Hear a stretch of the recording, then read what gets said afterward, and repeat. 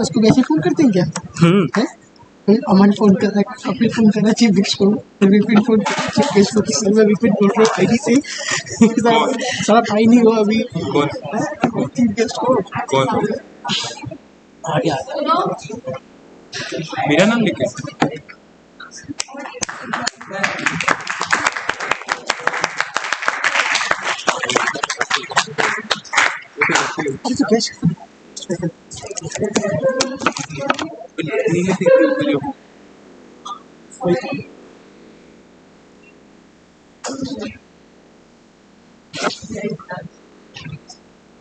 बैठने आना था।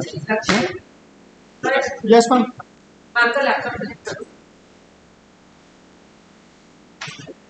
सर से मांग लेना। हाँ सर। लक्ष्य लक्ष्य मोबाइल तो लाया। ठीक ठीक ठीक। Sir sir sir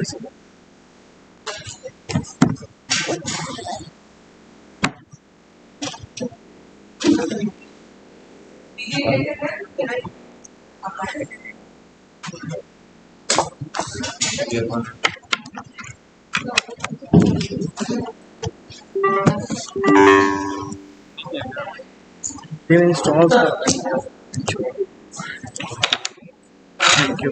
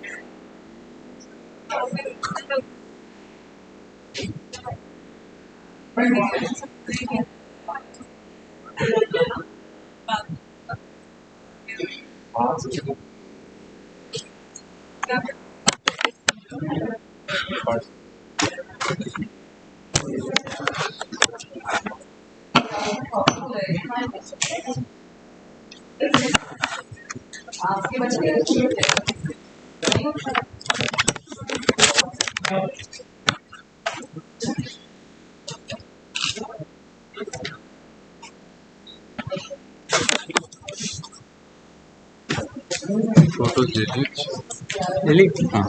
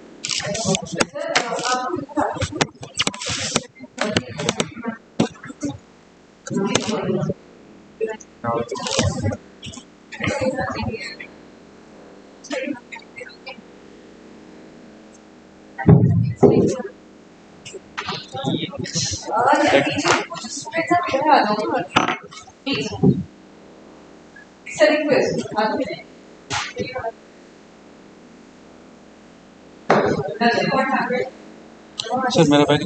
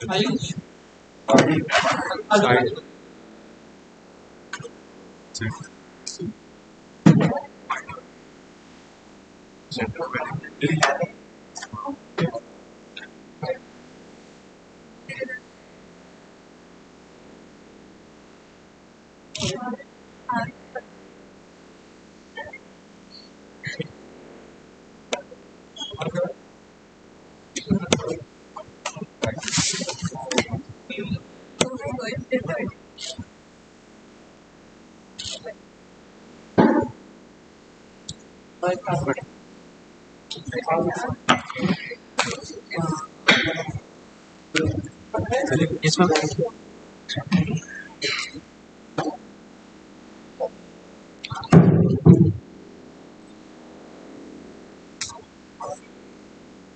Hello, Chair.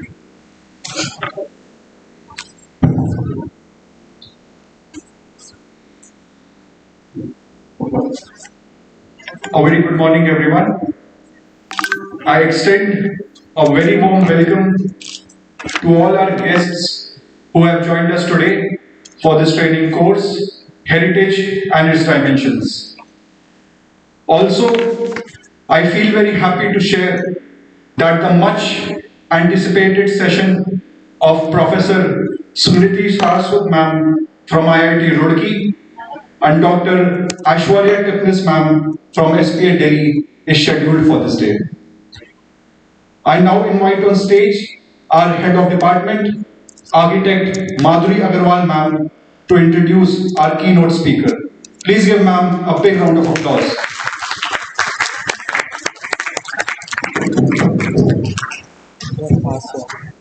Good morning, everyone. Today is a very special day for me because the person who is truly an inspiring personality for me. I attended training course under Professor Smriti Saraswat in October 2016. It was near Dashera. We attended Dashera in IIT Roorkee. And believe me, those 10 days, it was a 10 days program, those 10 days, we learned so much.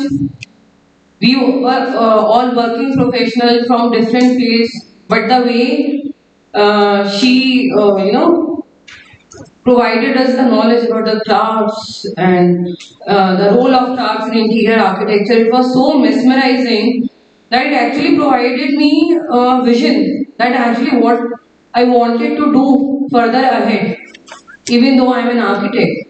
But what actually is my area of interest? So, please, first of all, I request you to give a big round of applause for Professor Smriti Saraswat. Thank you, Smriti, for coming here to our department. Smriti Saraswat is trained as an interior architect and specializes in craft and technology from SET University, Ahmedabad. She is currently a professor at Department of Architecture and Planning, IIT Roorkee. She is very passionate about research methodology, design research and writing, craft and technology, heritage preservation, visual culture and pedagogy. She had been doing research and documentation on visual culture, several craft form, space making crafts for past long time. She played a vital role in developing the framework for space making craft workshops at Design Innovation and Craft Resource Center in Ahmedabad. She was also involved in developing prototypes and writing monographs based on these workshops. Further, she worked on the craft inventory of Gujarat and categorically researched on various aspects like material involved, techniques, tools and machine, regional variations, and craftsperson involved. She continues to do research on craft and interior architecture of Uttarakhand. She is also working on documenting the crafts of Uttarakhand a joint pilot research on Jaunsar tribe of village Kalsi in Uttarakhand and on the model village development for the same tribe of Odisha. I think this is just a brief about her profile. She is doing such amazing work. She is also working with Akin University and they are doing very good documentation work on the crafts and craftsperson. Thank you so much. Thank you, Smriti. Thank you, ma'am. As a token of our love and appreciation, I now request our head of department, architect Madhuri Agarwal ma'am, to welcome and felicitate Professor Smriti Saraswat ma'am, our keynote speaker. Please give them a big round of applause.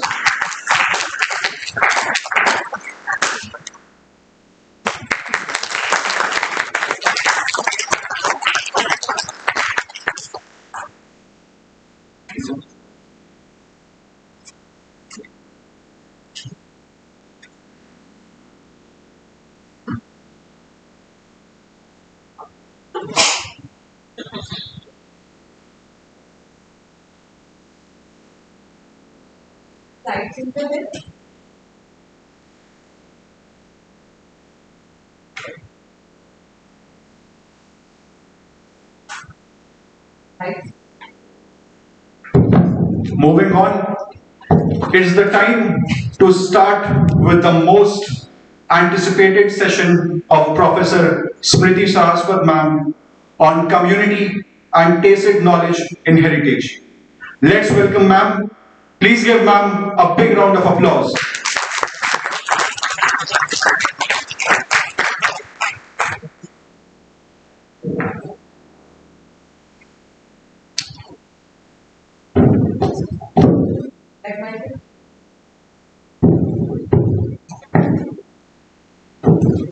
Namaste, good morning. You have put a lot of pressure on me by saying again and again the anticipated session and everything. I'll try to do some justice. So my name is Smriti and I'm representing IIT Roorkee here.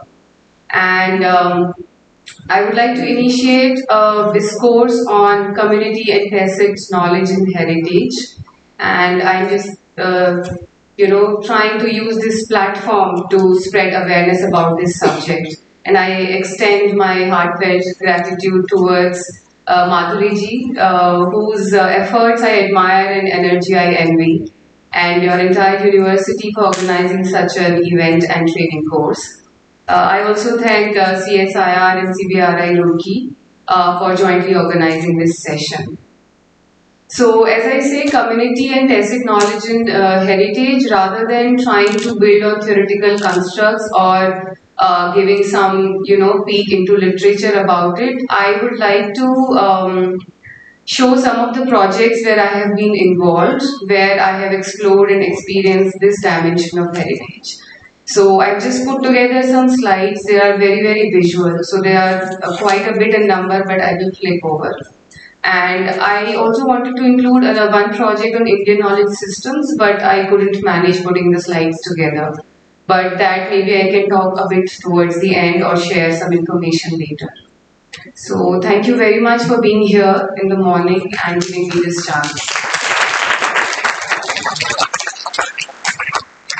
So one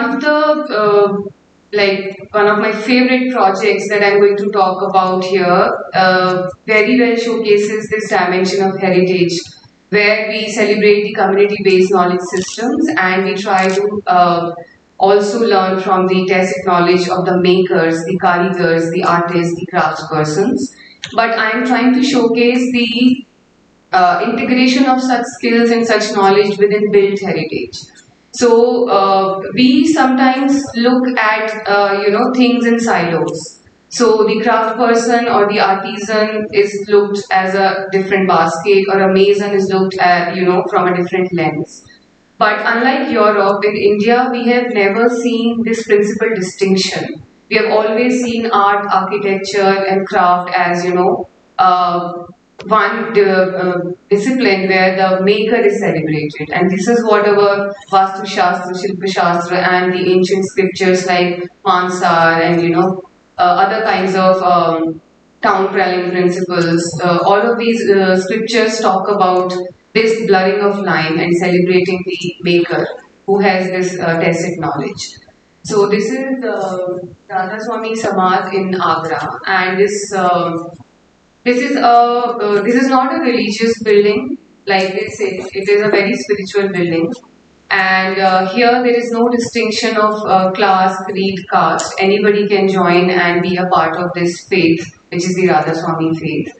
And the most interesting part for me to do research on this particular project was that it is very, very transdisciplinary. And it was very interesting to see how their belief system and faith helps in shaping up this entire building.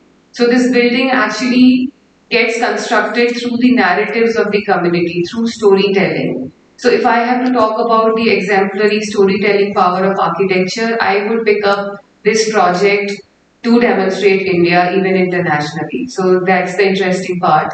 And here we learn several aspects of heritage and this kind of craftspersonship, and we also learn that how through the knowledge of the makers this building gets constructed. So here, if I talk about some of the drawings and some of the pictures, you will see that it has very exquisite stone carvings, inlay and filigree work. Now, we often look at these kinds of details through a lot of romanticism and nostalgia. But what I try to do is that I try to understand the science and the technique behind all of that. So if I say that this is like almost a 200 feet high building from the ground level to the highest point, which is the spire, there is a certain placement which is done very scientifically. Like why the filigree work is done on the dome itself, and how as we move from, like as a subject, if I move closer to the building, I'll be able to see the details. But if I'm standing a bit far, how do I see something which is at the 4th floor level? So there is this exquisite pahadi work that we see on the base of the dome, which is the 4th floor of this building. Now that is 5 inches deep, and you rarely see such kind of a carving even in the most intricate temples if we talk about. So this is the core of the vision of the subject who is viewing it, and where is the placement done. So if I talk about craft, if I talk about these kinds of details in stone, I also look at the scientific knowledge and the placement and the organizing principles, how a certain building is composed. So that is an additional layer of information which we can get through the tacit knowledge of the makers and the community who is involved. Now, everybody who comes here is not a Santaraj or is not somebody who knows how to make this building. But because the belief system here is such that people come here as sevaks or for seva. And during the course of time, they get trained. So not everybody here is a trained maker, but they pick up those nuances as part of the seva and learn with the community. And it's very interesting to see that how, like a piece of textile, when a karigar starts from one end and the other karigar starts from the other end, and when they meet in the middle, the piece is still very perfect because there is an underlying system and structure to that design. Same way here, a lot of people work because a small piece may take more than one karigar, and I'll show you the distribution of work. So, but it is near perfection how they do this. And that also, the interesting part is that there is not necessarily a working rationale, or we are not necessarily providing them working drawings. So sometimes they just pick up things from their memory or what they see in their surroundings and try to create this based on the knowledge of material or based on the training that they have got over a period of time on site, even if they are not coming from that background. So this is the kind of work distribution, the hierarchy of makers and the system within which they work. So if we try to decode this entire project into different kinds of elements and different kinds of details of carving, etc., you can see like how stone carving is done, what is the work distribution, what is the smallest size of the arch or the largest one, and how it is compiled in different by joining different pieces. So if we have to really understand the underlying principles, it is also important to have this knowledge of what a particular material supports. Can I go beyond a certain size and get a particular kind of structural implication using that matter or materiality? That is also important. So what I try to do is my core interest lies in bridging this gap, and that's what I'm doing for at least 15 years now. So trying to understand different makers, and of course along with aesthetic, along with nostalgia and how history has given us a chance to be one of the most prominent nations who can celebrate these kinds of makers and making processes. Also to understand how in built heritage and other kinds of heritage, we see the direct applications and scientifically try to understand the design build procedures, the process of making, the joinery, etc. Yeah, so these are all the details. So if you look at that dome which I was talking about, where we see the pahadi work, which is very intricate, that's also made in lots of pieces. And then how many karigars are working on a certain piece and how they come together, and then this entire thing gets made. Now it's very interesting that it's been 140 years and this building is still under construction. Now they have a certain belief that it will get constructed where the two cults who are right now at conflicts, the Dayal Bagh and Swabi Bagh, if and when they come together, this building will be constructed. So there are lots of myths, legends, stories, and this belief system that all put together leads to the completion or at least the process of making of such a project. So we come from a very rich background in terms of culture, history, narrative, storytelling, and design build procedures. So this is an exemplary illustration of all of that put together. So that is what this project is about, and it does talk about the community of stone makers and their tacit knowledge, which is translated through built heritage over here. And there is a significant amount of craft that we see here. Like there is a certain percentage of plain stone that we see, and equally important and significant percentage of the design and craft that we see over here. And these are certain tools and techniques. So if you visit there, you will see that there is always some work going on. There are hand tools, there are power tools, there is machinery, there is equipment, and all kinds of details you will get to see. They also have 3 workshops, and the stone that you see over here comes from nearby areas, and it has very exquisite color pigment from Baroda green to white marble, which gives a very interesting aesthetic and natural color distribution here. Yeah, so these are some of the inventories that I had developed.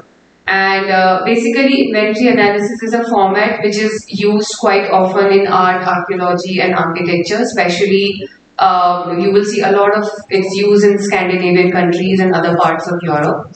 And this was just to decode, like, if I take one element over here, like say arch, and then trying to completely map, document, and understand where all it is seen here in this entire building or build form. What does it do to accentuate the function as well as the aesthetic of that building? How it is made, and what is the process of making? Do we see one center arch, 2 center arch, or 3 center arch? And how is the joinery done?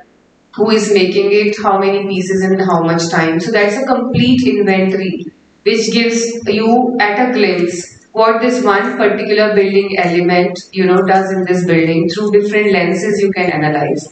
So rather than reading like 100 pages, you can get a lot of information from here. But yes, before making it, I had to read a lot of books, but doing something like this gives you a crisp information. So this is how I was trying to record the tacit knowledge and while working with the community on ground. Similarly, this is for the column, and also the shift in narratives, how you see a column on the ground floor versus top floor. Because something that got built 140 years ago has a different level of intricacy compared to what we see now, due to different reasons. So this is the entire analysis and decoding of that.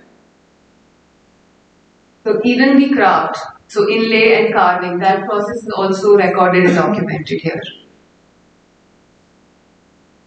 Yeah, and this was very interesting to see how the craftspersons were using their own sketches. They have their own terminology. They don't call, everything as like an architects we call a shaft or a base of the column. So they have their own terminology. They have their own methods of understanding, and then they try to build something on site. So of course, I am saying here it's important for a build form like this. Am I okay? Thank you.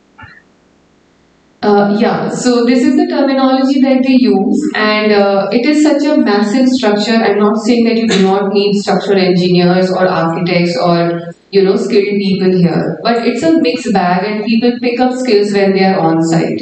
So I'm very happy and proud to share that it's like a full circle. When I went to work on this project, I was at SEP that time, and recently I have produced a documentary film on this, and that time I am now at IIT Roorkee, and I got to know that the main structure here is done by IIT Roorkee experts.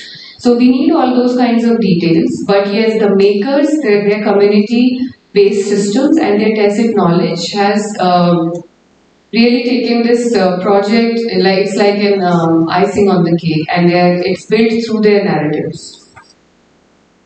This is another project that Madhuri ji was mentioning. This is with the German university in Aachen. It's called Aditya University. And as such, I'm working with them since 2013 on different assignments and projects, but this is the longest association as far as one individual project is concerned. And it's called EAMC, Experimental Architecture and Material Culture. And here also we have tried to document and promote design build procedures and capture the tacit knowledge of the makers. And it has cases pan India, Germany, some examples from France, Netherlands, and other parts of the world.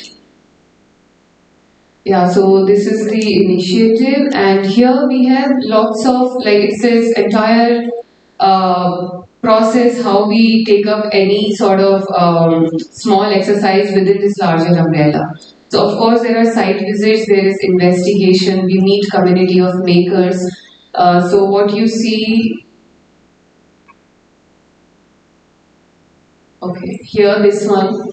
This is a village near Rishikesh, and in this entire village we will see examples of earth construction. So for this project, the focus is basically earth materials and stone. And we have also tried to cover a little bit of timber, bamboo, and some miscellaneous materials.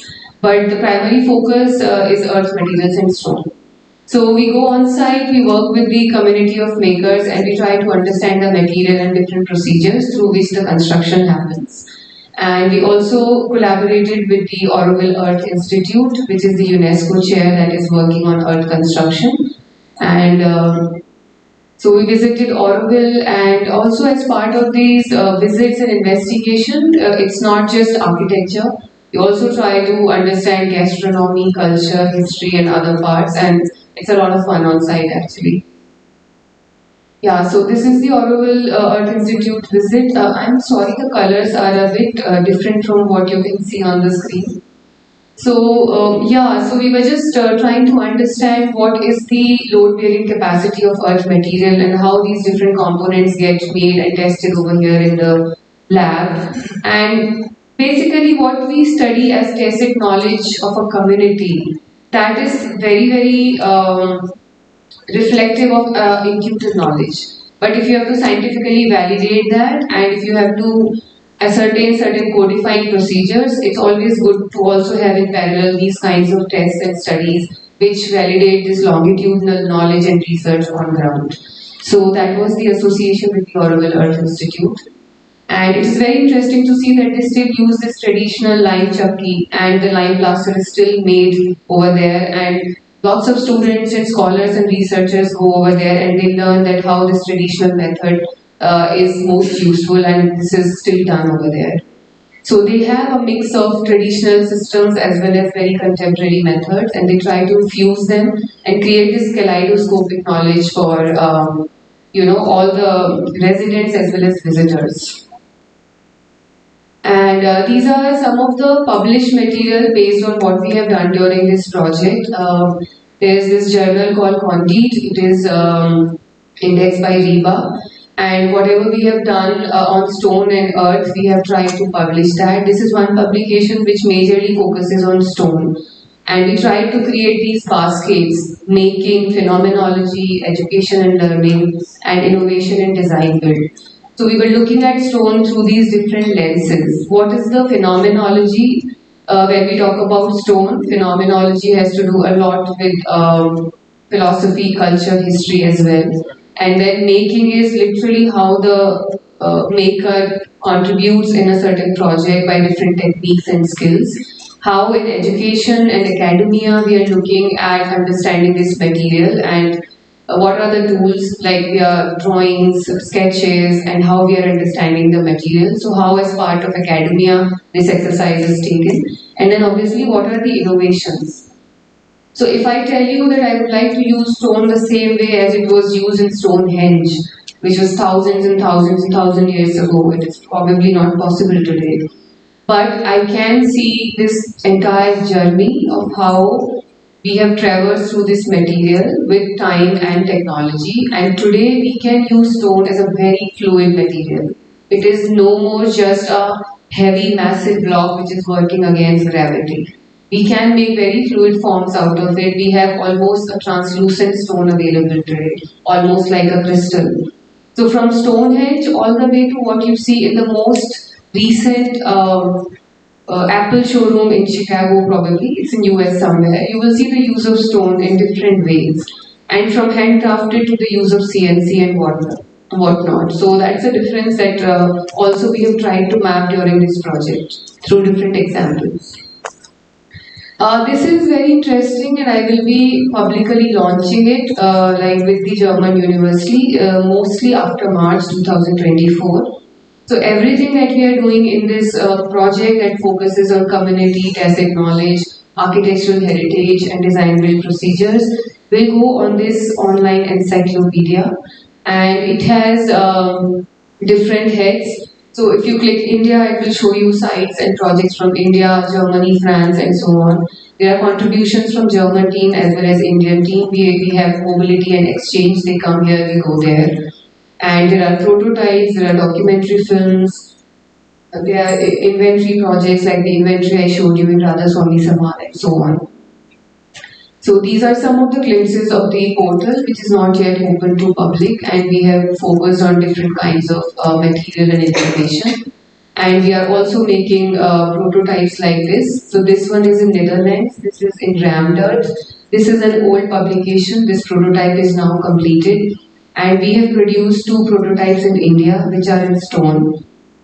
They will probably be exhibited in Delhi mostly in December. Right? Once I get a confirmation, I can keep your university informed about it. And so these are some of the maps that we have generated. So like whatever interesting examples which demonstrate this tacit knowledge and some of the selected projects across India, we have tried to create maps for that. So I believe in visuals. Visuals are a very, very powerful media, and I try to have a lot of visuals along with published material because it communicates our ideas better. Also to people who are, let's say, not architects or who are other than literate, even makers. So if I have to go back to the community and I have to give them their own portfolio, I would rather like to show them these sketches and drawings which are based on what they have translated through oral narratives or their sketches. So these are those visuals. These are some of the projects again which we have documented like as a primary research, and we have created drawings and inventories out of it. All of these are very reputed heritage buildings and some not so designated buildings, but we found potential and we tried to capture those buildings which are less popular but nonetheless had important details. And these are again some parts of the essays, like the 4 baskets that I was talking about. This is education and learning. This was a very interesting exercise. It's not clear on the projector over here. Basically, we created teams. There were people from students from India with faculty and Germany. So we were literally forcing marriage. We were making groups come together and work. So whatever traditionally we have seen in stone, both Germany and in India, and we were trying to decode what are the structural systems where we see curved structure, where we see planar structures, where we see stereotomic or tectonic. So different examples or case studies we highlighted, we decoded and identified the structural systems. And based on all that knowledge and from cases from India and Germany, we wanted to create life-size prototypes, 4 meter by 4 meter by 4 meter in volume. And we wanted to create contemporary designs, and we are calling them as micro-architecture in stone. So like pavilion or kiosk. So micro-architecture is a different theory, I will not get into that, but we were just trying to create these smaller volumes which were quite functional and could accommodate like 6 to 8 people. So it is very interesting, we were trying to create all these, so these are all the 12 prototypes which were designed during this exercise. And then we have mapped how many pieces of stone, what will be the weight, handmade or CNC or combination, transportation mechanism, assembly, fabrication, and how much of the traditional method of construction is carried on in a contemporary way or how much is a deviation from that. This was this entire exercise. More essays on that. Also production of prototypes. So if we are talking about stone and stone makers and we want to understand their tacit knowledge, it's also important to see where the material comes from and what are the methods of production. So we also visited these mines and we have an industry partner and we created these prototypes in these workshops which are owned by the industry partner, Trivedi Limited in Ahmedabad. And what was interesting to see was this tool, if you see over here, this was also developed on site. So we were creating this kind of a prototype which is inspired from stupa in India and dome with oculus in Germany. So this was also a part of bicultural exchange, this prototype that we were trying to create, which is now produced already. So how to create this, precision while assembling this or making this prototype? This tool was made on site. So this is also a tacit knowledge, and this you get to know on the site with the workers. That was an interesting part of this prototype. And this was the Karigar as well as the simulator and the software expert working together to create these kinds of pieces which were then put together. And we also tried to capture the attributes like modularity. So if I have to still work with a stonemaker with this classic age-old material, but if I have to learn about some contemporary ways, I want to reduce, reuse, recycle, use some leftover pieces of stone, apply attributes like modularity. What is it that I can create for a micro-architecture like this? That was the exercise. This is another one which is still under production. Hopefully in a month we will be able to get it done. These are the films that we have produced. They talk very much about the community-based knowledge systems that are reflected or embedded in heritage and the tacit knowledge of the makers and non-makers, where we see the cultural backdrop and a lot of information that gets translated into the built and unbuilt heritage. So, legacy of stone carvers, there is this is with the Intech Jhalawar, Buddhist architectural examples, but less popular than the other ones that we see in from India and so on. This one especially. This is on the tools, techniques and skills that a stonemaker employs, and we see these demonstration of these skills in lots of heritage buildings from India. And this one is from Radha Swami Samath. I was telling you that a film I produced after a lot of years. Earlier it was, this research started long back, but this documentary is now complete. So here also we are talking about the process of inlay and how a maker contributes to the making of this project. And in the form of outreach and dissemination, we have done some exhibitions, etc. This was the most recent one which happened in 2023, a voyage to India. And we tried to create, so this is again the tacit knowledge. how this Belustra column that we see in India reached here, or how it reached from India to other places. So this is like the entire genealogy, the mapping of, from the colors to different motifs to how it reached the architectural form. That kind of mapping was done, and this exhibition was put together. These columns are 3D printed, and these that you see over here are not photographs. These are all done through SFM and 3D scanning, and these are like real scale elevations. So thousands of pictures put together to create this. So this was that exhibition in 23. This is another project where we are focusing on intangible cultural heritage. So when we talk about heritage, it has different types, different expressions, different forms. Built heritage, unbuilt heritage, tangible and intangible heritage. So this one is ICH, Intangible Cultural Heritage, and this is a project with the Ministry of Tourism. And we actually worked with the locals from Uttarakhand, communities from Kumaon and different parts of Garhwal. And we were trying to promote culture and, tourism in Uttarakhand, trying to capitalize on the narratives of this community. Visual narratives, cultural narratives, historical narratives. And working with the community, we tried to create these creatives or graphics which were put in lots of G20 events. You will also see them in airports and metros. Not in Delhi so far, but Bangalore, Chennai and other places, Jolly Grant, Dehradun, they have already been put together. So this was the, there is an audio over here, right? It doesn't have volume.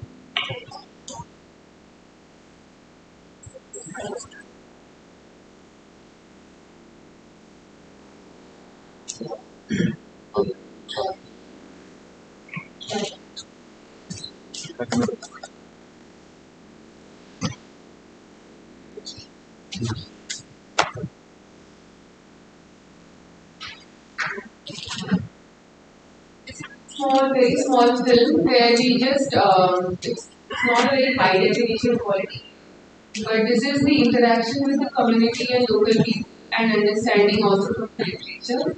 And this is just the visual cues, the actual design will follow. So what were the elements of cues for design that we picked up? Then we try to develop creative.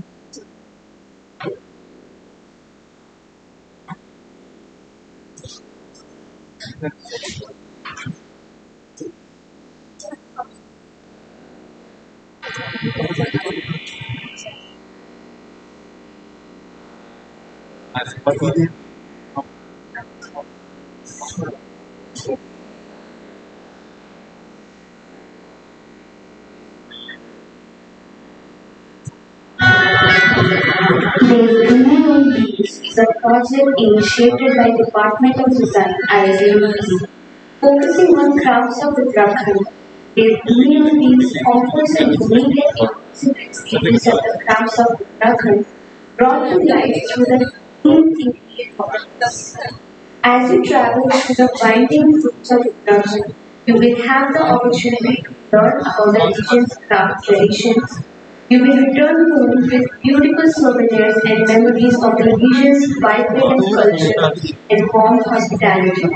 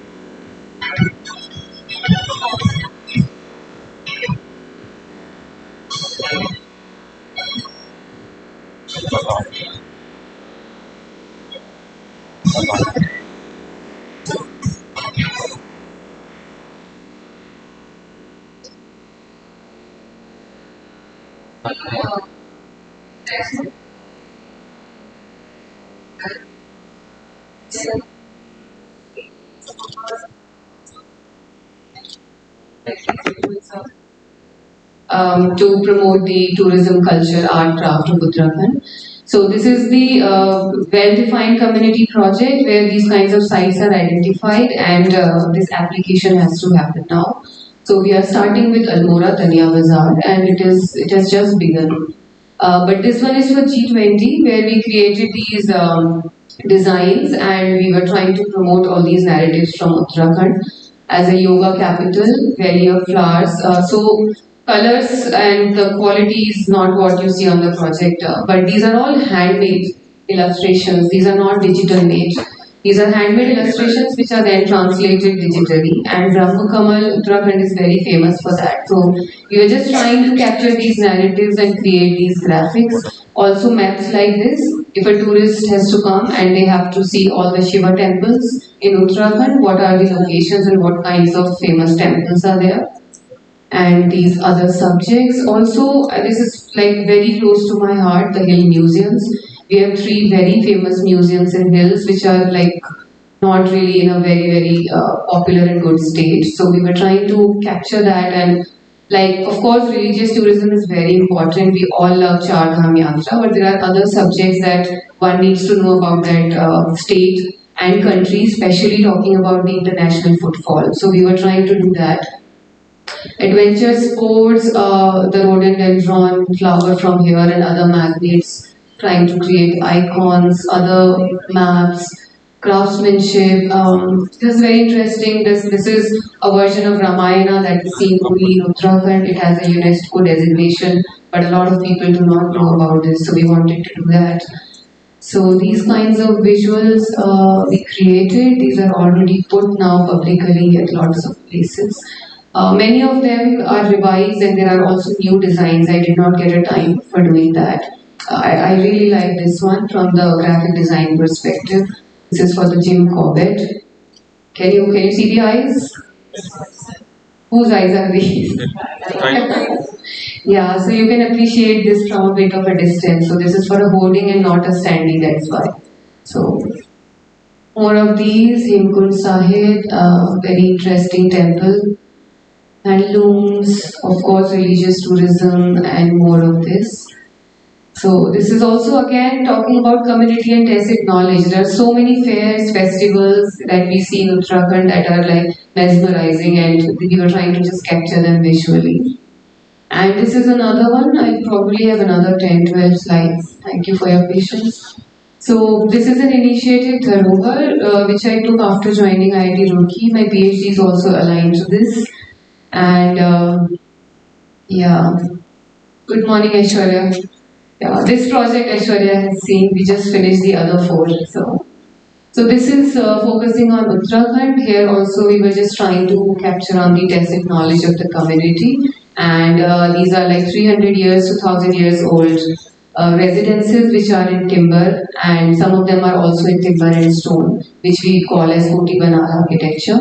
So, and also the furniture that is now languished, we do not see this kind of a style of furniture. So this is a period furniture which was captured and put together in sketches, drawings. There were lots of participatory workshops, exhibitions. So I was just telling you about hill museums.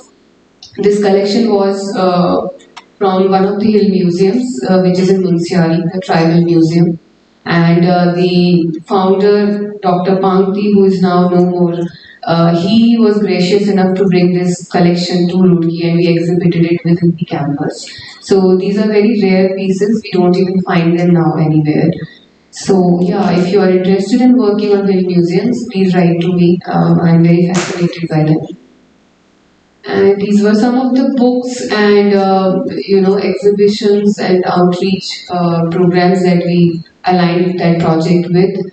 some of the visual inventories and other exhibitions that were put together. So here we have tried to capture the community and tacit knowledge, the making of this art apron and the making of the carving which is called likhai, and which material it is done in, how it is done, what are the motives, what is the belief system.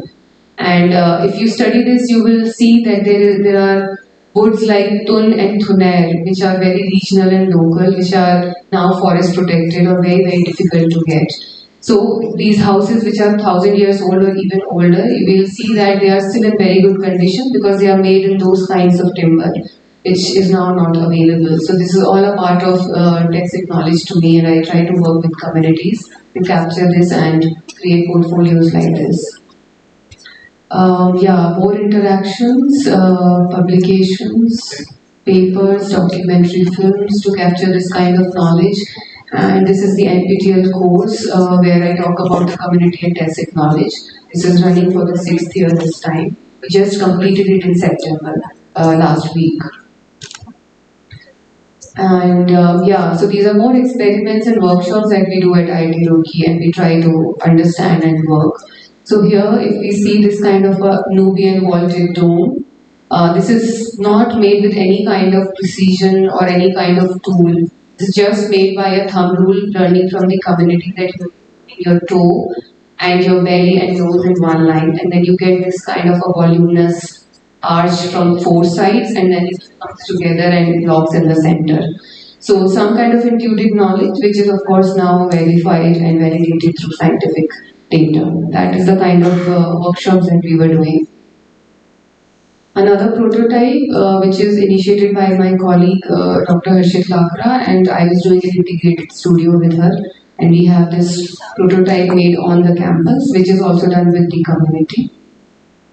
That is the entire making of that prototype. There is a film also on that.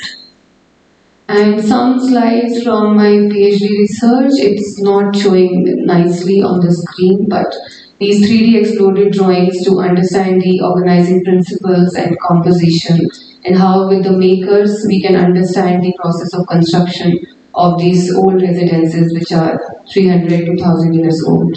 So all these 3D exploded drawings and these kinds of details, the kinds of patterns and motifs, these kinds of section drawings giving information on material technique and organizing principles of composing that entire structure. So some of those repositories, these are different cases from Uttarakhand, and this is a sort of an analysis where we see the apron art and likhai craft at what level, structurally or at a surface level or on furniture. So that's a system of classification, and at different levels and different capacity and on different scales how the application has happened. These are those repositories. So not very clearly visible here. Thank you so much for your time and patience.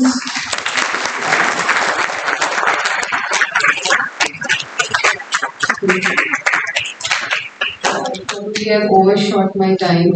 Should we take, if there is any observation, or should we come back to that later? We manage that while no problem.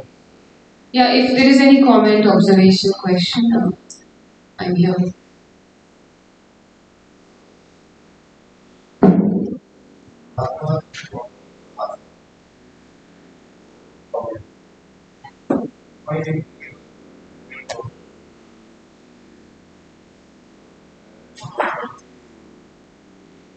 Absolutely. So that's why. So there are actually very evident shifts in narratives.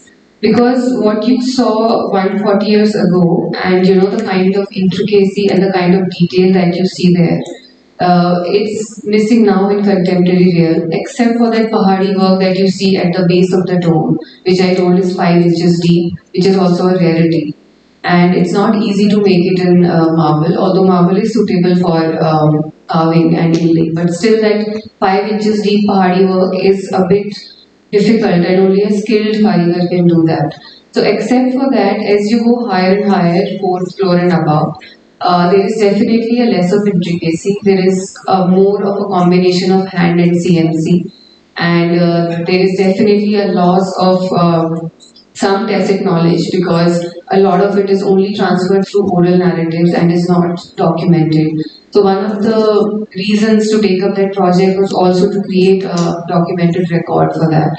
So a lot of oral narratives have been translated through drawings and all. So the drawings and sections that you saw, actually it was the first time that the building was measured on, and they usually do not give permission. So, but thanks to the cooperation from the council, Radha Swami, they allowed for producing that documentary film and the drawings. So there are definitely shifts in narratives. So if you look at those inventories and the book that I have published, it shows the shifts in narratives over a period of 140 years. And yeah, it is still under construction. I don't know how many years it will be getting constructed. Any questions from the students? Here, continuation of the same question. Like you said, they're still constructing that. There's a lot of repairs happening. That's not. That's not. Or not focused upon the elements.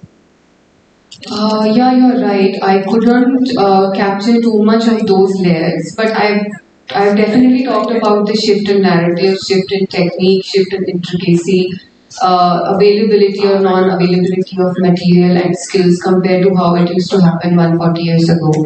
But yes, the primary focus was definitely decoding the build form into elements and the making or the design build procedure of that. Also, the timeline is very important. Timeline I have tried to capture, but couldn't go into those kinds of layers in detail. That will require another thesis. It will take time, yeah. And so, where can we find our documents? Like, one.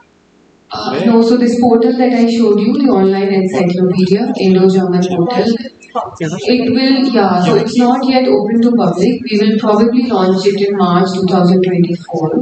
And then all the documentary films and all the work that I showed you over the period of 4 years, it will go public.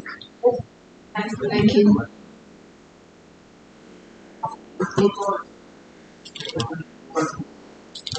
For which one?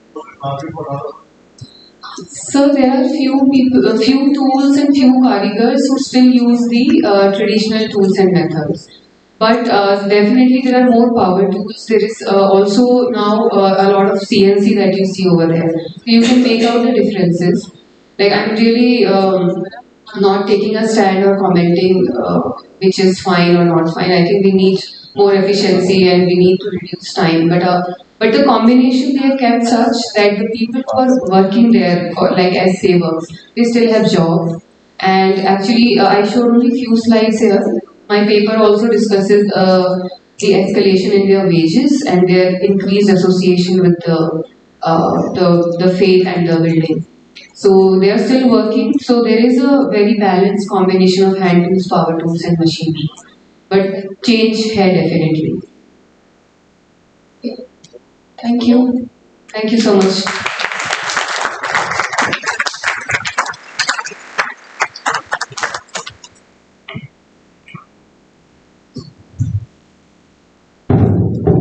Thank you, ma'am. It was truly a very interesting and very engaging session. Please give ma'am a big round of applause. We have with us Dr. Aishwarya Titnis ma'am from SPA Delhi.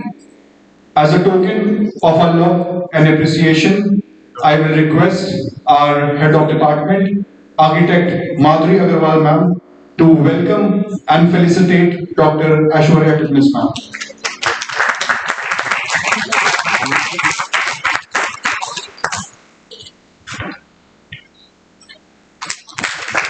Please give them a big round of applause.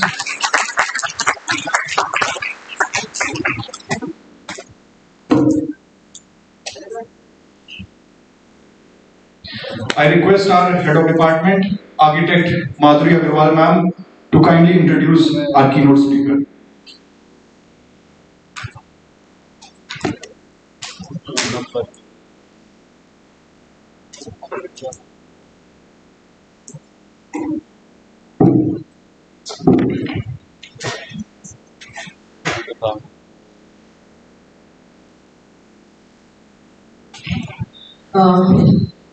Good morning, all.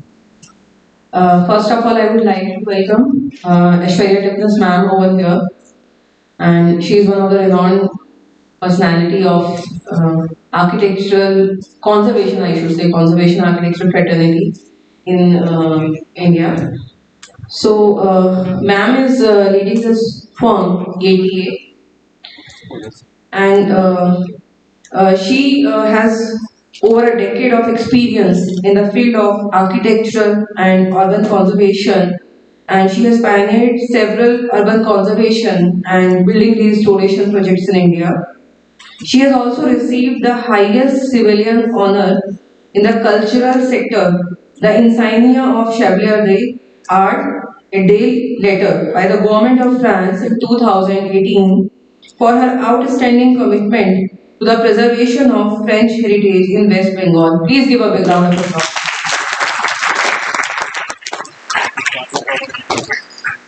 She is also the recipient of Commonwealth Professional Fellowship 2011 and Bonjour India Embassy of France Travel Fellowship 2010, Scottish International Scholarship 2006, and she also received IHBC Gus Osley Award 2007.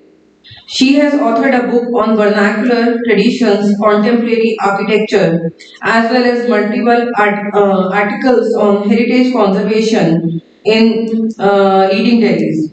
So, today we are very honored to have you, ma'am, over here.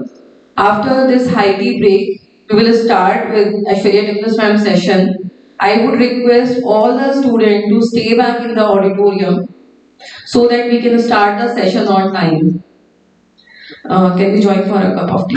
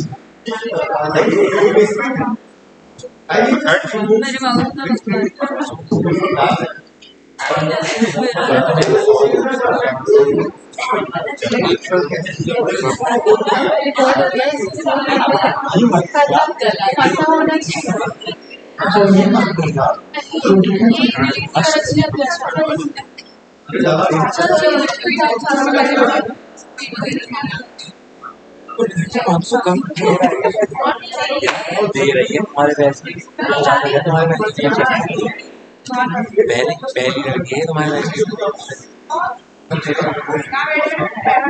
Fine लग जाएगा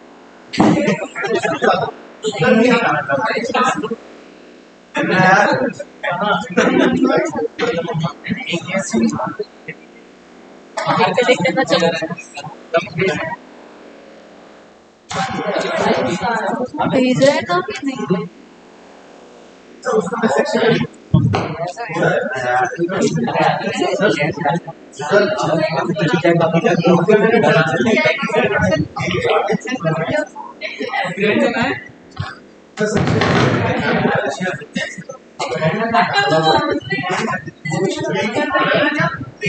क्या चल रहा है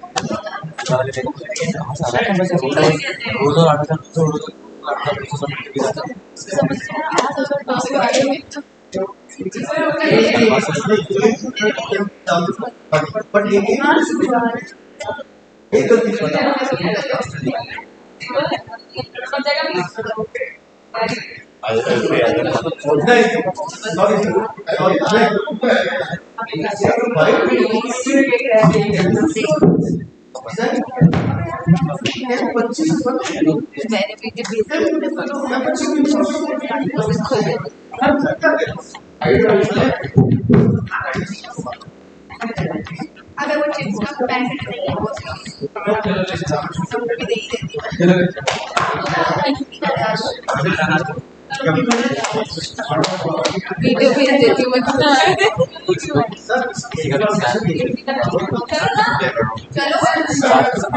का पता है मेरे ऊपर पीस देगा तो वही लाइट वाइट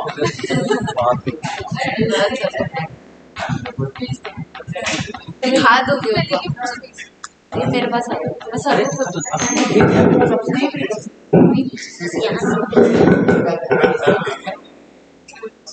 पूरा दलाल लग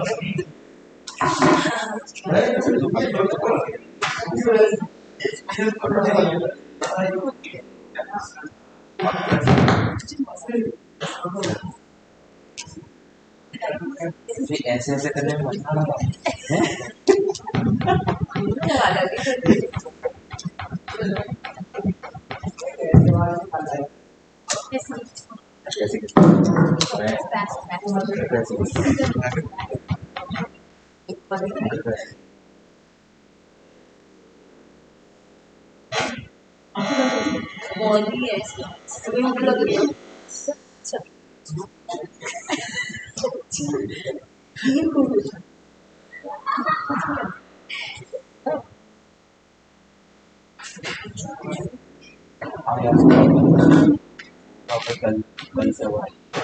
चल तूने मेरे को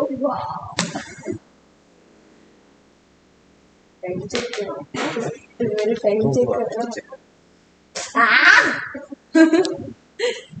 भाई मैं दूर हूँ भाई मैंने कुछ नहीं करा नहीं तो बाद में इधर लगे पड़े हैं गेम में लगे पड़े हैं दर्द हुआ इसने जो भी किया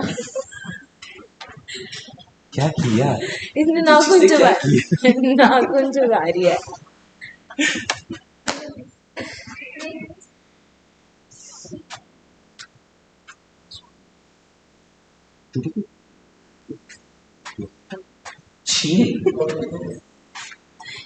ठीक है ये वाले काम नहीं करता हूँ मैं झूठा बिल्कुल ही नहीं करता हूँ इतना झूठ बोलता है ना इतना झूठ बोलता है ना बिल्कुल तो नहीं करता हूँ आज तक नहीं करा मैंने ये काम झूठा झूठ अपने अलावा झूठा झूठा अपने वाले करता हूँ इतना बड़ा झूठा है ये झूठा आदमी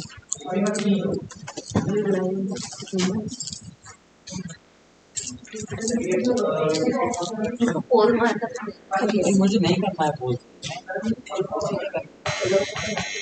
अच्छा ऐसे वाली सोच ले रही है क्या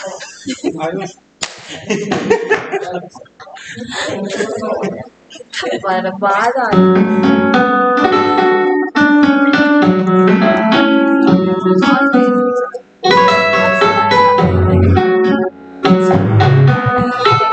अरे पूरे गाने की बैंड डाली ना पूरे गाने की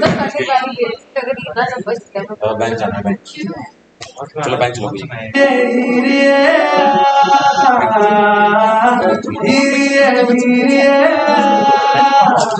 कोई चलो ये नहीं बोला मैंने चलो तो चलिए हाँ ठीक है चल ना तूने मुझे बुलाया है यस वो तू डर रही है अरे मैंने बहुत दिन से बात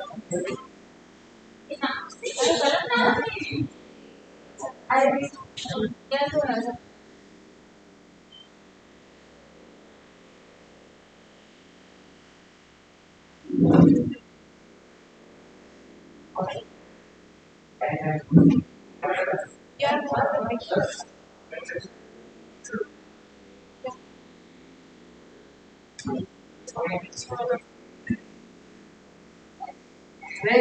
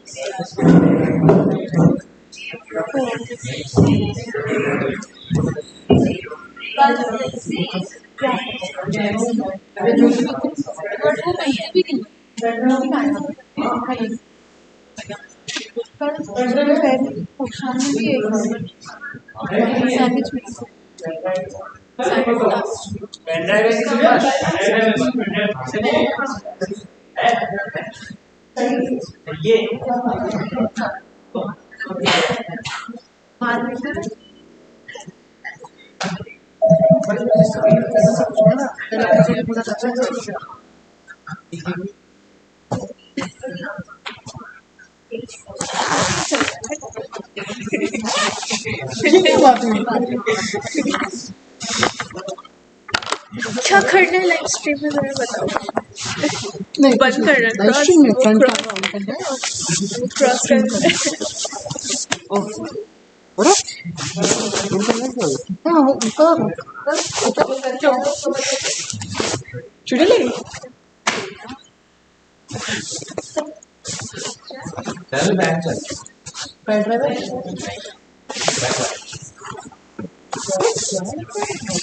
अरे नंदन को मिला नंदनी के पैसे रखे नंदन के पास बहुत पैसा है, उसको बहुत देते हैं, उसको बहुत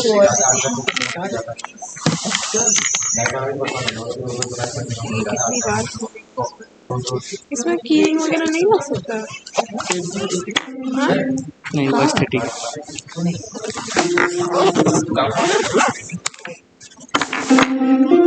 ये मुझे बुला रहा है देख। कैसा ऑडियो चल I found Delhi. आज भी शायद बल्कि मैं पूरा कविता से वापस गया पेन ड्राइव कितने में मिल गया चल आ रही हो तो फोन एक मिनट नहीं लॉरी ने पूछा बंद क्यों कर रहे हो यूपीआई भी करते कैश लक्ष्य मिलेगा मांगना है फोटो कर हाँ? तो मिलेगा आज इससे नहीं लेना।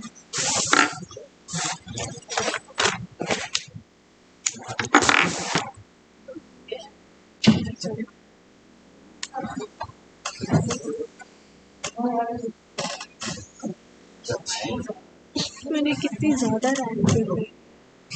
कितनी क्या बोल रहे थे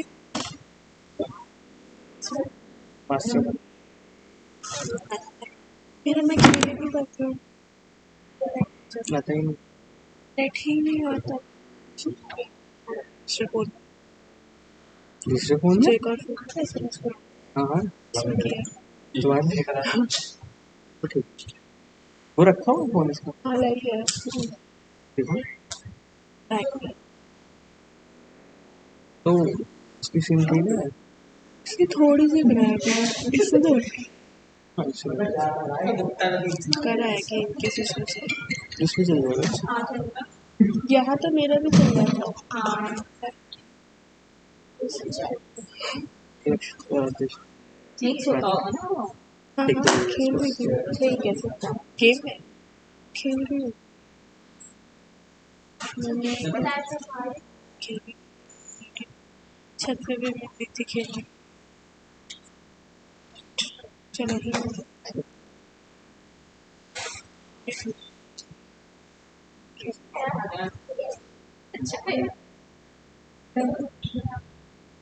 बस जो छोटा सैमसंग का नहीं आता था वो पापा के पास था, पर वो बहुत पुराना 8 साल पुराना होगा। पिंक कलर का था। हैं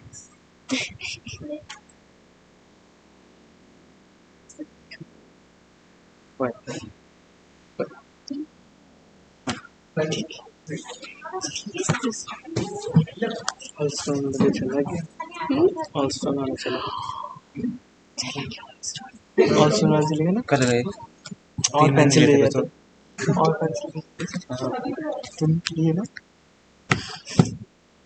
हमारी ना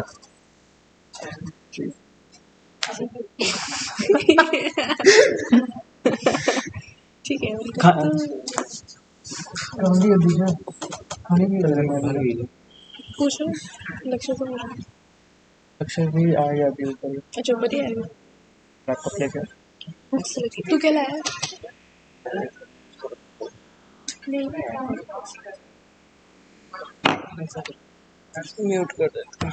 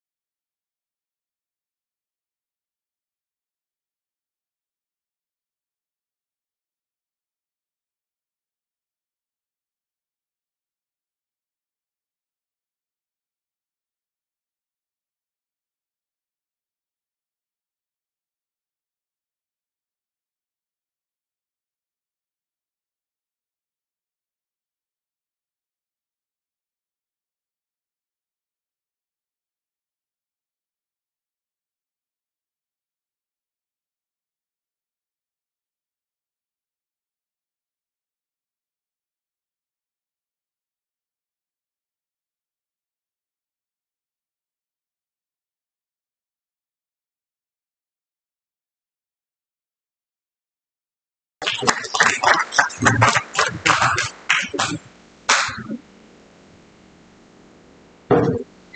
afternoon. I'm a bit nervous because there are so many experts here that I probably don't have so much to say. But what I'm going to do today is I'm going to share my journey with you and what I have learned along the way. Again, I'm giving a disclaimer. This is from the perspective of a practitioner, and these learnings are based on all the mistakes that we made.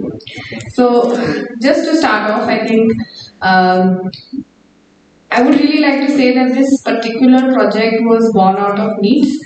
So I studied heritage conservation 20 years ago, and when I wanted to study heritage conservation in India, at that point there was no particular course. So everything was either about large grand monuments or nothing. So I went to the UK at that point of time. There were multiple courses there where they trained you how to deal with living heritage buildings, something that I was interested in. So I finished my course, and when I came back to India, I realized that there was no market because people here didn't want to conserve buildings. So I went around looking for jobs. Of course, there was none because nobody wanted to work with heritage buildings. They either wanted to do monuments or they didn't want to do anything. And very often people used to say, पर करना क्यों है? जब आप नई building बनाओ, आप architect हो, ये क्या है रिपेयर मेंटेनेंस, ये सब तो इंजीनियर्स का काम होता है, आपको क्यों करना है? So it took nearly 2 decades for me to stand on this stage and tell you that नहीं होता है, this is a valid field and I have spent 20 years figuring that out. So this project that I'm going to share with you is really close to my heart and it's really more a personal journey for me than anything else. I'm sure all of you have much more technical knowledge than I do, but I can only tell you what I did and maybe hope that in some way it can help you in your own journeys to achieve whatever you set out to do. So starting with why did this project start? Often, like I said, there were no jobs for me. So I had to invent my own. So I decided I wanted to be a heritage architect. At that point in time, people said, heritage architect kya karte hai? I said, we restore buildings. At that time, this Love Aajkal movie had just released and there was Deepika Padukone on the scaffolding. They said, oh, like Deepika Padukone, is that what you do? I said, yeah, well, okay. If that's what makes you happy, yeah, that's what I do. So, but the reality was very different. That it wasn't as glamorous as Deepika Padukone had made it out to be. For me, climbing up on scaffoldings and sitting on top of terraces and trying to understand how these buildings were constructed, most with low technology. ना हमारे पास कोई instruments थे, ना हमारे पास कोई पैसे थे कि हम कोई एक्सपर्ट्स को बुला सकें. So most of the things and most of the learnings on site were very low tech. तो हम गड्ढा खुदवा के अंडरस्टैंड करते थे इसमें क्या डला है, क्या कंस्ट्रक्शन मेथोडोलॉजी हो सकती है. We didn't even have access to any labs because most of the time we never had the money, and that is the honest answer. That we didn't. Mostly when you have large government projects, there are budgets that allow you for research, development, testing. I was working on my own as a young consultant who wanted to be a heritage architect when there were no jobs. So Jugaad was my only sort of way forward because that was the only thing I could really afford to do. So I decided, why did I do this? Because I wanted to study. I loved heritage and I loved cities. अभी तो मेरी कोशिश शुरू हुई है, आपने पहले ही clap कर लिया. So I studied heritage cities. I studied in Scotland. और वहाँ पे हर street is like a heritage street. Everybody is so aware. Everybody, when you have a normal conversation with someone in the cafe and they tell you, oh, this is a heritage building, you need to do this, ऐसे करना होता है, वैसे करना होता है. मैंने कहा यार सबको पता है, हमें तो कुछ नहीं पता.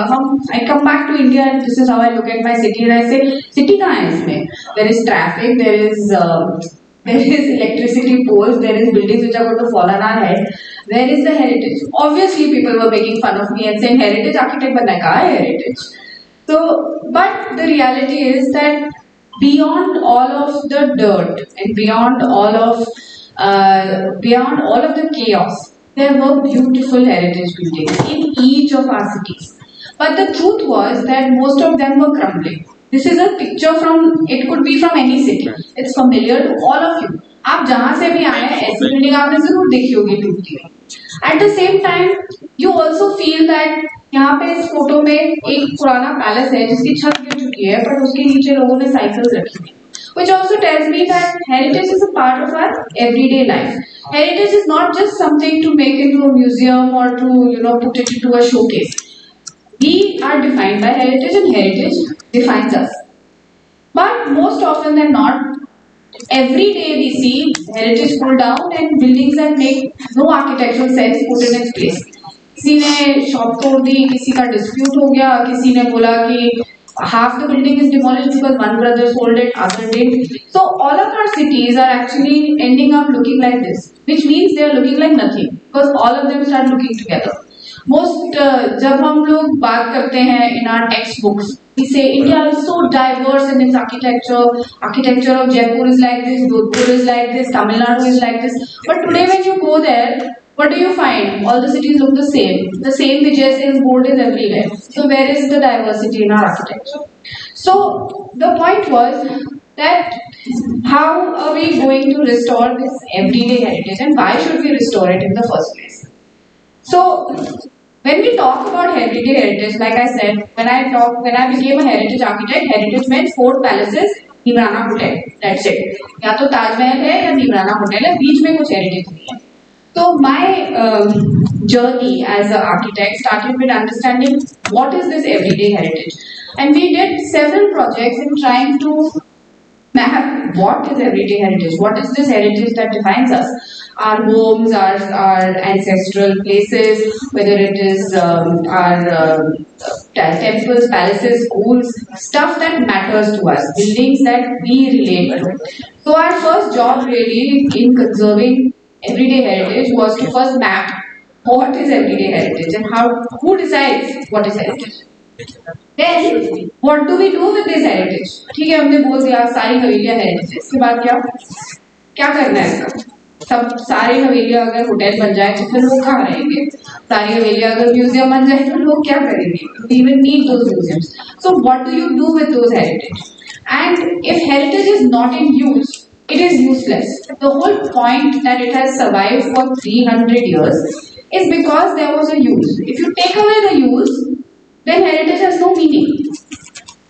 And then करना कैसे? Because half the time the skills are not there. आधे लोग काम नहीं कराते क्योंकि बोलते कोई मिलता नहीं है जी काम कराने के लिए, छोड़ो बेकार है, कुछ नया करते हैं. So how do you deal with heritage was another question that constantly kept popping up. And then how do you repair? Mostly everybody tells you repair is very cumbersome, बहुत पैसा लगता है, बहुत time waste होता है, छोड़ो नया ले लो. But that is actually against the whole idea of conservation.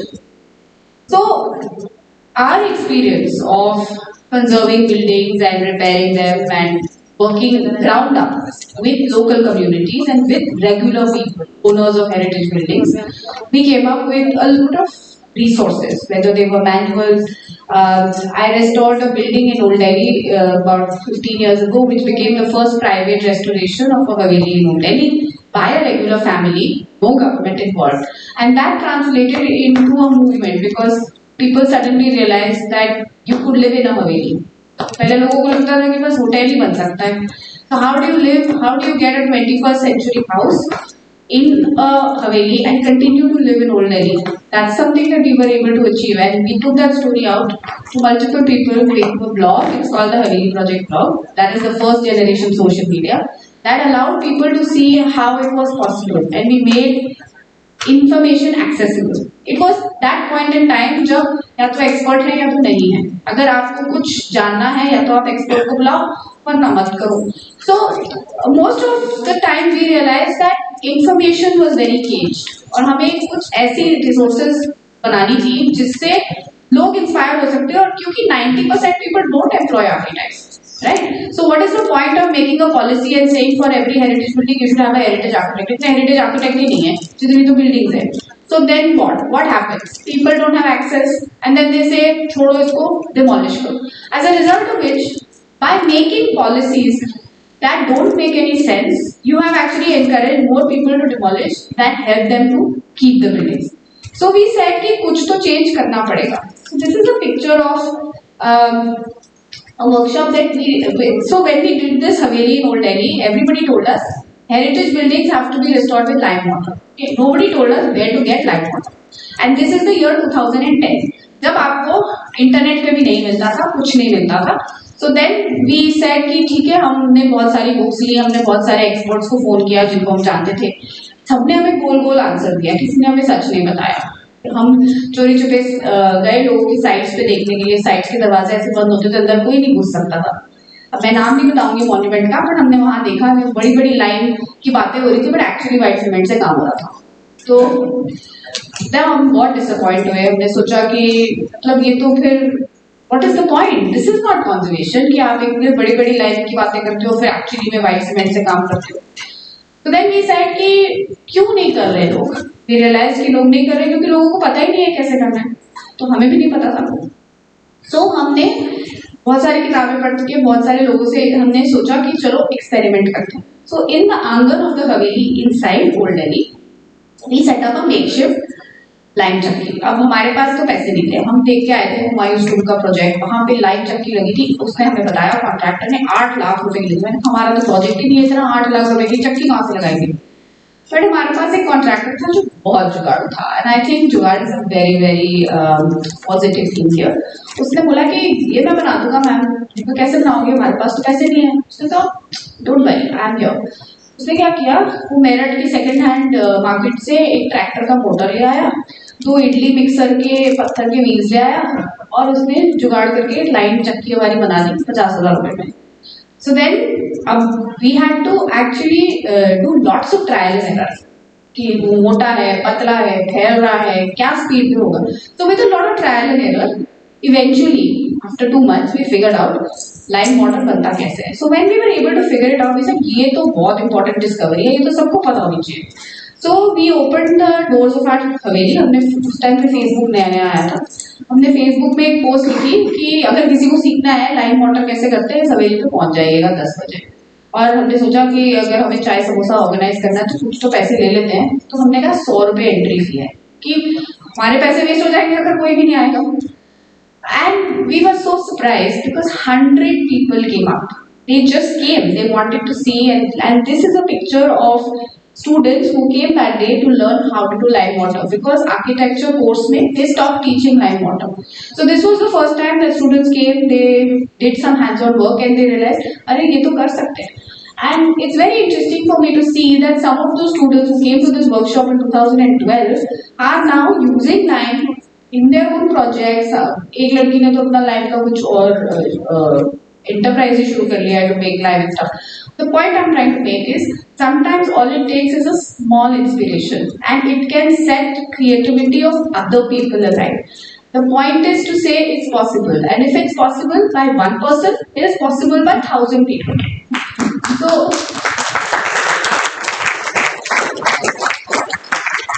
and the point is not to tell others what to do. I think everybody is very intelligent, and I think the most intelligent people are actually the contractors and craftsmen who work on the ground. उन्हें जितना आता है ना, हमें college में पढ़ने बिल्कुल नहीं आता. I think learning from the people who work on the ground has been very very humbling and very very important. So this is a picture of me. I had developed these manuals for heritage conservation for the Darjeeling Himalayan Railway.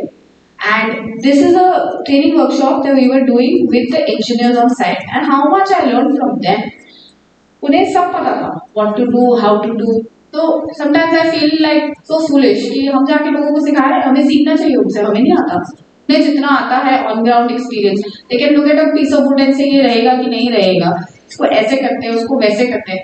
So I think collaborative decision making in projects, we read about it in lots of research papers and books. So इसका क्या मतलब होता है in real life? इसका मतलब होता है कि आप किसी साइट पे जाएं, अपने कॉन्ट्रैक्टर और कारपेंटर से सीखें, उनको बोले भैया बताओ कैसे करना है, and then you listen to them, you discuss with them and you come up with a solution. In hi-fi English, it's called collaborative decision making. In our terms, it's said, मिलके साथ में काम करो.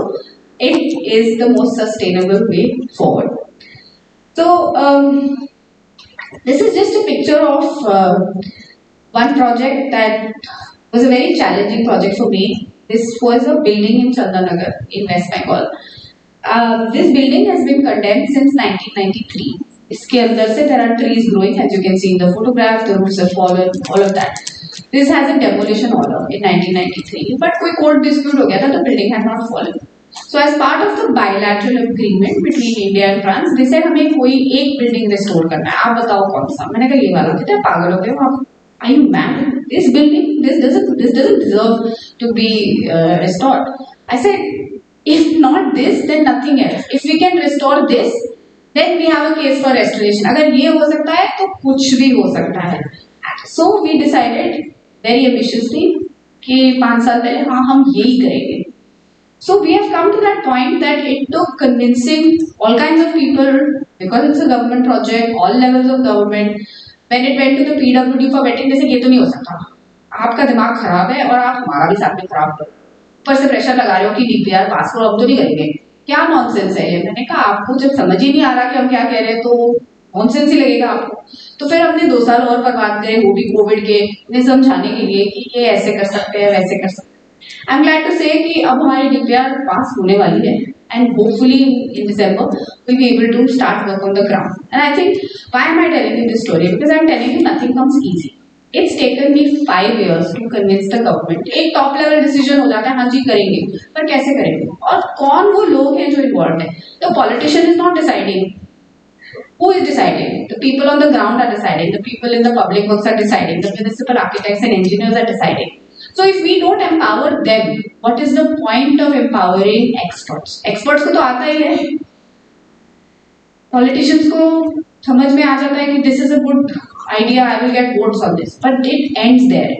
So my point was, and my problem was that सबको साथ लेके चलेंगे तभी ही restoration का dream सच हो सकता है. Otherwise we can have conferences and call experts and the same expert can give the same presentation in all the conferences and we can all crack, but then nothing moves on ground. So this particular project that I'm talking about, this we have tried to do over the pandemic through multiple things.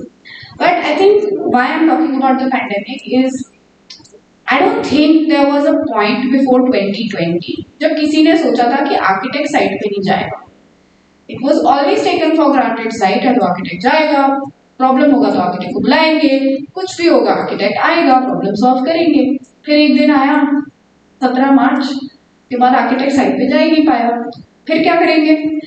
This was, I think, the classic turning point for us, because I think it's just when we realized, wait a minute, we also need to exist in the virtual world, because we've been taking it for granted that we can be physically present and solve all the problems. So this was the first time we had to go behind a Zoom window, and it was really difficult. मतलब carpenter कैसे आएगा Zoom में? क्या बात करेगा हमसे? So we resorted to WhatsApp calls. पर उन्हें कुछ समझ में तो आता नहीं था.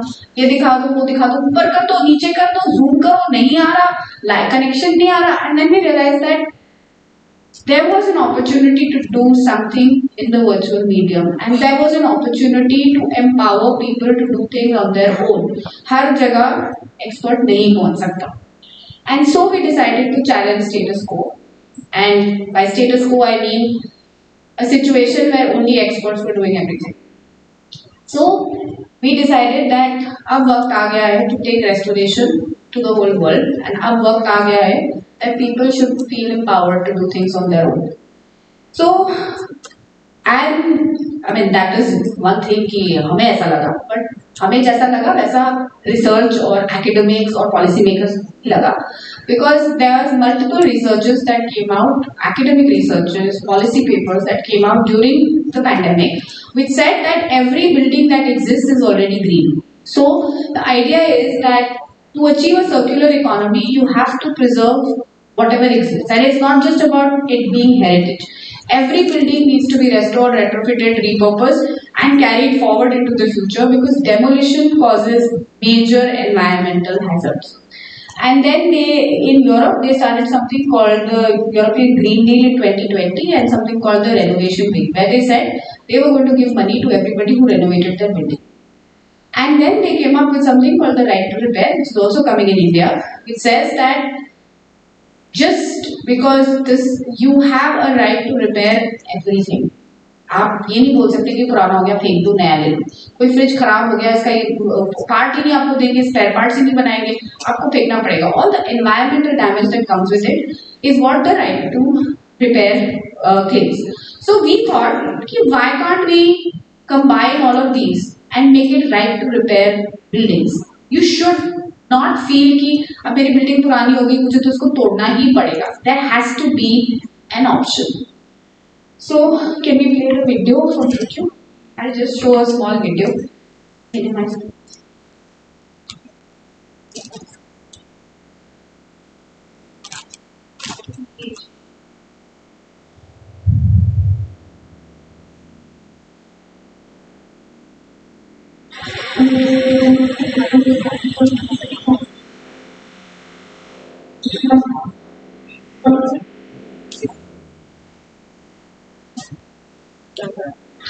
So this is just a little video in a nutshell.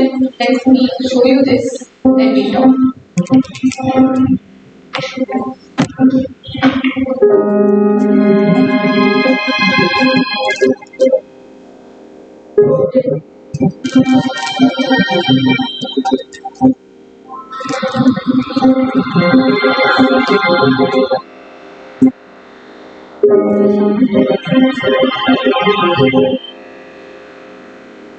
Unfortunately, we are losing out on repair, and I have in the last 20 years that I've worked in this field, I'm realizing that many of the skill set that we had for repairs is vanishing.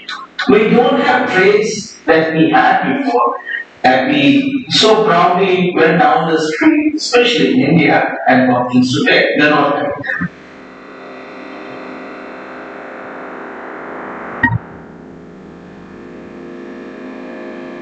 To make repairs not only as as an event or a thought, but it should come as a policy direction, and it should be my right to get things repaired. When I talk about right, at the moment I don't get it as a right. I exercise an option of it. Approximately जहाँ तक मेरा तजुर्बा है, जो लोग इसके साथ वाबस्ता है, जो ये काम करते हैं, मेरे ख्याल से जितने भी बिल्डिंग्स मैंने खुद देखी है और मेरी फोटोग्राफ्स भी उसकी लगभग 10-15 बिल्डिंग्स को ये सामान कलेक्ट करके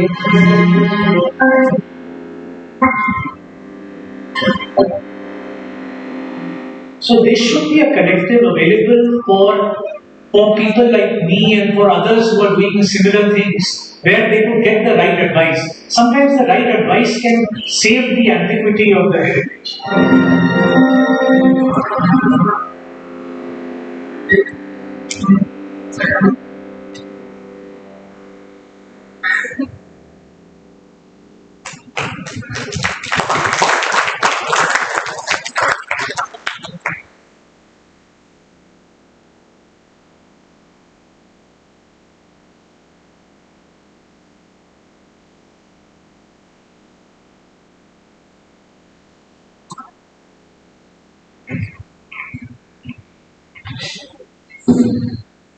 So, as you saw in the video, we said that this is time for people to come together and do things collectively. So, the point was again, but why? Most people don't want to repair because they say, but I can afford new. क्यों मैं पुरानी चीजें संभालूं? If I can always buy new. And obviously there is a sort of social stigma associated with old things because it shows your social status in society. अगर आपने नई गाड़ी ली, आपने पुरानी गाड़ी लेके रिपेयर करी तो मतलब वो तो लोग कहेंगे ही ना कि सेकेंड हैंड है, नहीं अफोर्ड कर सकते. तो one thing is, whatever we read in the papers and what academics say in conferences about recycle, reuse, sustainability, but there is a cultural angle to it. And the point is that to make repair possible in India, we also have to deal with all the cultural nuances and we have to deal with the mindset. The first mindset is कि why should I old when I can afford new? New gives me better social status. मैं क्यों पुराना use करूँ?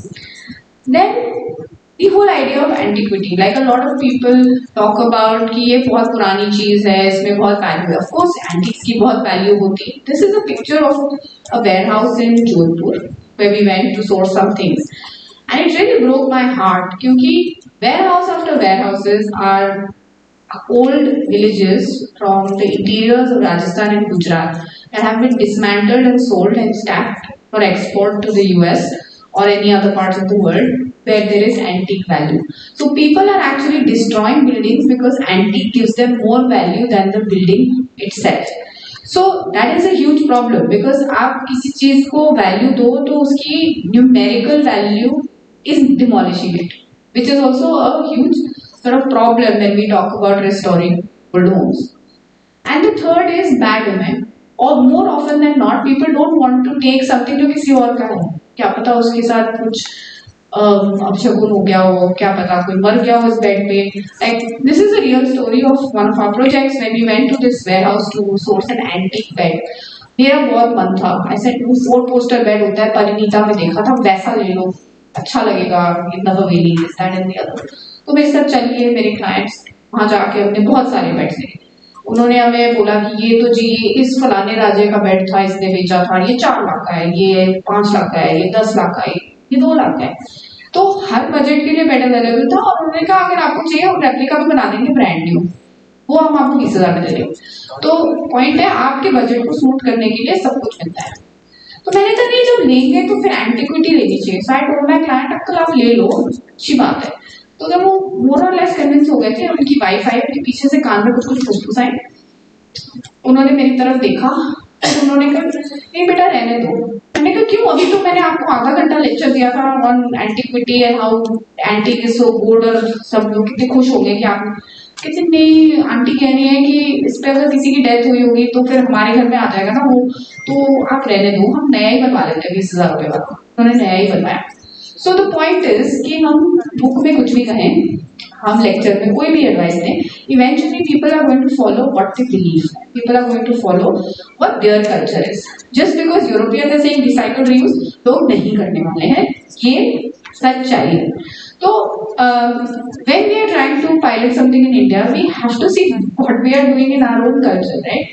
And कई लोगों के belief होते हैं, कई के नहीं होते हैं, but that doesn't mean that same rule applies to everybody. So I'm just talking about the challenges that exist in reality when we talk about restoration, reuse, recycling.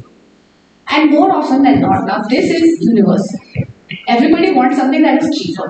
हाँ, तो आप उनको बोलो कि ये आर्टिसन मेड है, ये है, वो है, they will always want to go on Ajio and see कि भैया मनीष मल्होत्रा का रेप्लिका मुझे चांदनी चौक में 1 प्राइस में मिल जाएगा तो मैं वो ले लूंगी, क्योंकि दिखने में तो दोनों एक जैसे ही लगते हैं, कोई फर्क नहीं पड़ता. And this is the reality. We can say a lot of things about valuing crafts and giving artisans their right. और जो सेलिब्रिटीज होते हैं वो रॉ मैंगो की 5 लाख की साड़ी खरीद लेते हैं, बट 90% लोग वो 5,000 रुपए में कहीं और से खरीद लेते हैं. लोग एक जैसी ही आती है, किसी को फर्क नहीं पड़ता unless you want to show a brand. So when we are talking about restoration, these are the cultural realities. तो अगर आप जबरदस्ती महंगी चीज बेचोगे 4 लोग खरीदेंगे. But the point is, if you want to make it a mass movement, then it can't be those 4 log. It has to be the 4,000 other log who think that it makes sense. So, and the whole idea of this is a picture from the same Haveli I showed you before, where we were doing the live water. तो जब मैंने पहले कहा इन्हें कि restore करते हैं, उन्होंने कहा आपका दिमाग खराब हो गया है, हम अफोर्ड कर सकते हैं. हम उनके कोई रिश्तेदार थे, उनके सन इन लॉ थे, उनके नेबर थे, वो उनका लकड़ी का बिजनेस था, उन्हें बहुत अच्छा डिस्काउंट दे रहे थे. तो उन्होंने कहा कि जी हम तो लकड़ी उनसे ले लेंगे, वो हमें बहुत अच्छा रेट दे रहे हैं. और साउथ अफ्रीका से मंगाई उन्होंने लकड़ी. ये वो मैंने कहा अंकल मत करिए, ये आपको आप रिपेयर करिए. कहते नहीं नहीं आई कैन अफोर्ड, कर सकता हूँ. उन्होंने मंगाई वो लकड़ी जिद करके. फिर ये वो फोटो है कि वो करवा रहे थे काम. फिर थोड़े दिन बाद उन्हें रियलाइज हुआ कि उनका ना नुकसान हो रहा है. कि बहुत टाइम लग रहा है, बहुत एफर्ट लग रहा है। फिर मैंने जब उन्हें बोला कि रिपेयर, तो फिर थोड़े दिन के बाद मैं साइट पे गई तो उन्होंने वो रिपेयर करा दी। मैंने कहा क्या हुआ अंकल? तो कहते हैं अरे मैंने उनको बहुत ज्ञान दिया था। मैंने कहा था ये सीजन रोड है, ये 100 साल पुरानी है, ये एंटिक्विटी है, ये है वो है। तब उन्होंने मेरे को डिस्मिस कर दिया, बेटा आप नहीं समझते, रहने दो। जब मैं गई साइट पे किसी और के साथ तो उनको ज्ञान बांट रहे, this is season would, very old, I am repairing, it is antiquity. मैंने कहा चलिए सुना तो। Point is everyone has their own logic and everyone speaks their own language. Eventually we got what we wanted. I wanted him to reuse it, he reused it. अब the basic point I'm trying to make is the status symbol changed. When we started the work, the status symbol was about buying new and being affordable. And by the time we got to that point, the status symbol had changed because the world has changed. आज sustainability is the new affordability. आज saving is more important than spending. आज recycling and reuse is more fashionable than buying new. तो जब trend change, तो कहानी change. Point of the matter is when we're talking about conservation, it always has to be not just conservation of materials, but conservation of cost, conservation of energy, conservation of everything. And for that, how people think is more important than what they do, क्योंकि लोगों ने तो trend follow करने ही हैं, and so if we want to make conservation make sense, it has to be cool. Gen Z को आप बता के देख लो, the lesser I say the better, but it's not true. This is Gen Z. These are architects from my office, and we were trying to revive the China mosaic pattern. हम सबने हमें बोला कि चाइना मोज़ेक नहीं होता, यहाँ पे तो नहीं होता, अहमदाबाद से लोग बुलाओ, वहाँ होता है। हमने फोन किए 2-4, उन्होंने कहा इतने से काम के लिए हम नहीं आ रहे। हमने कहा हम आपको टिकट देंगे, ये देंगे, तो हमें नहीं आना। तो हमारे ओनर ने कहा कि छोड़ो बेकार है चाइना मुझे, आप अच्छा सा वेनेशियन मार्बल लगा दो। मैंने कहा नहीं लगाना मुझे मार्बल, क्यों लगाऊं मैं, that is not the architecture. उन्होंने कहा देखो अगर आप कर सकते हो तो कर लो, वरना मैं तो मार्बल लगा दूँ, आपके पास 10 दिन है, अगर आप कारीगर ढूंढ के ले आए तो अच्छी बात है, नहीं है तो मैं तो मार्बल लगा लूँ, मेरे को नहीं चाहिए ये चीज। तो हमने बहुत सोचा, ढूंढा, इधर उधर गए, नहीं पता चला, 4-5 यूट्यूब वीडियो देखे, फिर हमने सोचा थोड़ा खुद ही करते हैं। तो हमने एक टाइल वाले को पकड़ा, वो भी यंगी था और एंथुजियास्टिक था, और ये सारे आर्किटेक्ट्स हैं जो मेरे ऑफिस में काम करते थे उस टाइम पे, आज बड़े बड़े जगहों पे एक्सपर्ट्स बन गए। बहुत खुशी होती है जान के कि something that start small and how they have grown into individuals is very I am very proud of them. तो they worked with the craftsmen, they learned how to break tiles, they learned how to do this. मेरे पास video भी है बनाते हुए इनका। तो जब ये बन गया, we realized that the cost was fractional, there was nothing, but it also taught me a lesson. It's meant कि अगर available वो literature या available वो method या available वो video, लोग अपने आप काम कर सकते हैं, and that's really what helped us with our innovation. These are just some more pictures of how we हमें cast iron बनाना था, grills वो नहीं थे available, तो हमने उसका भी जुगाड़ किया, फरमा बना के ये सब। So again the point of it comes to why did we make the restoration toolbox? And the restoration toolbox is not just a website, it's much more than that. It is actually that one platform that connects local communities, custodians, practitioners, and anyone who is interested in heritage. It is about giving people the power to do what they want to do with their heritage.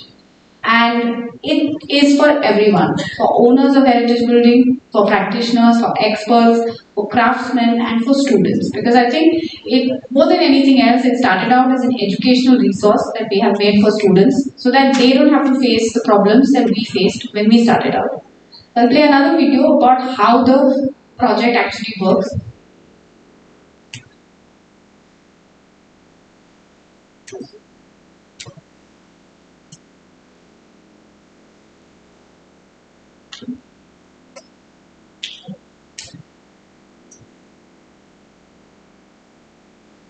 दोस्तों आपने advance Excel के बारे में बहुत सुना होगा, लेकिन कभी प्रैक्टिकली एक्सपीरियंस नहीं किया।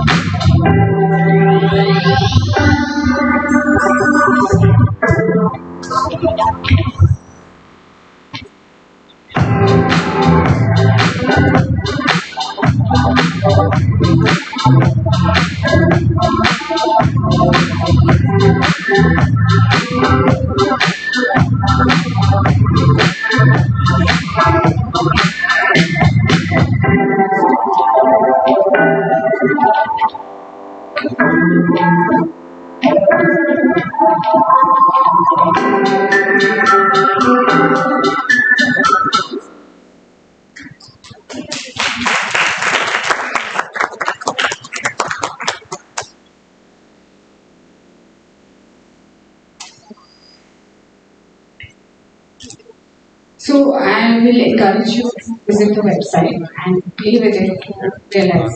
So as part of the website, we have done many more things in the restoration toolbox.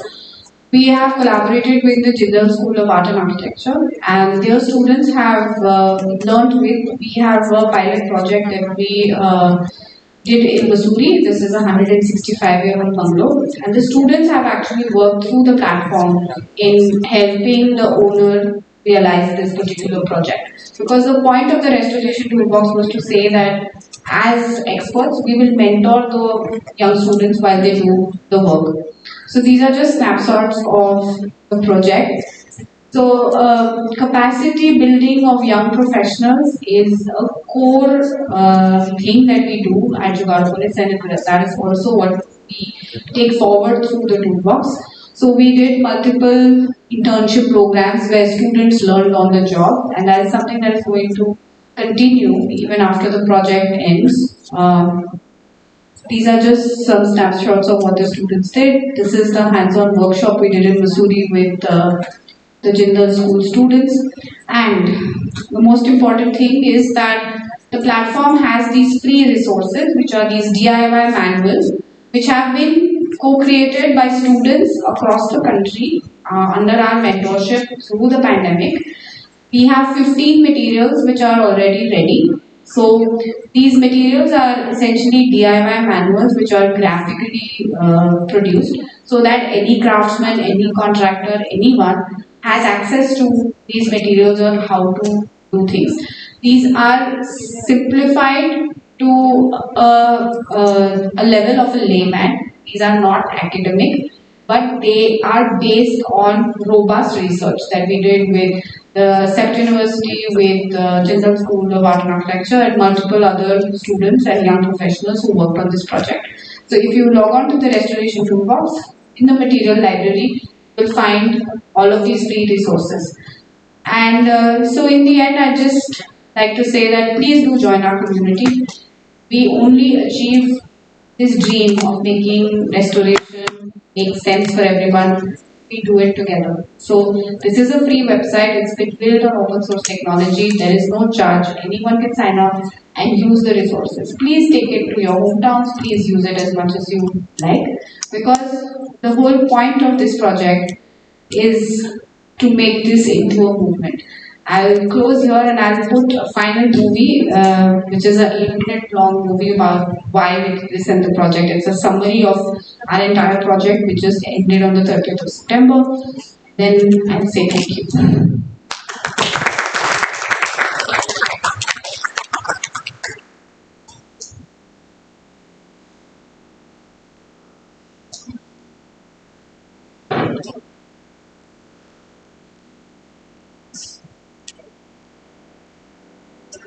Globalization has killed our cities. All cities look alike. And you could be anywhere in India, you could be very far.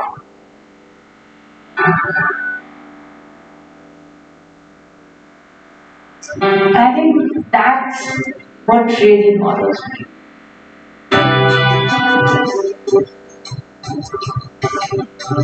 I think I became an architect because I love my city. And I love my city because my city taught me everything I know about architecture. My entire vocabulary comes from the space I grew up in. So if someone would say shopping center to me, in my mind would be the lofty, colonnaded arcades of an place, where you had very fancy show windows on one side, with their colonial signboards and fancy teapots inside them. And on the other side, you had street vendors sitting on the floor of the colonnades and selling very shiny things that, as a child, I took a lot of fascination to. I took history in a city for granted. And there were so many layers of history in my city. So if we went to Purani Delhi and took a rickshaw ride and the kind of Havelis that we saw or the different food that we ate there, the intangible architecture of Old Delhi was very different. The city was layered, and so our understanding of architecture was also layered. And so when I went to study architecture, I knew so much already, just because as a child, sitting at the back of a car, looking out through the window, I saw my city, I observed my city, and I learned from my city.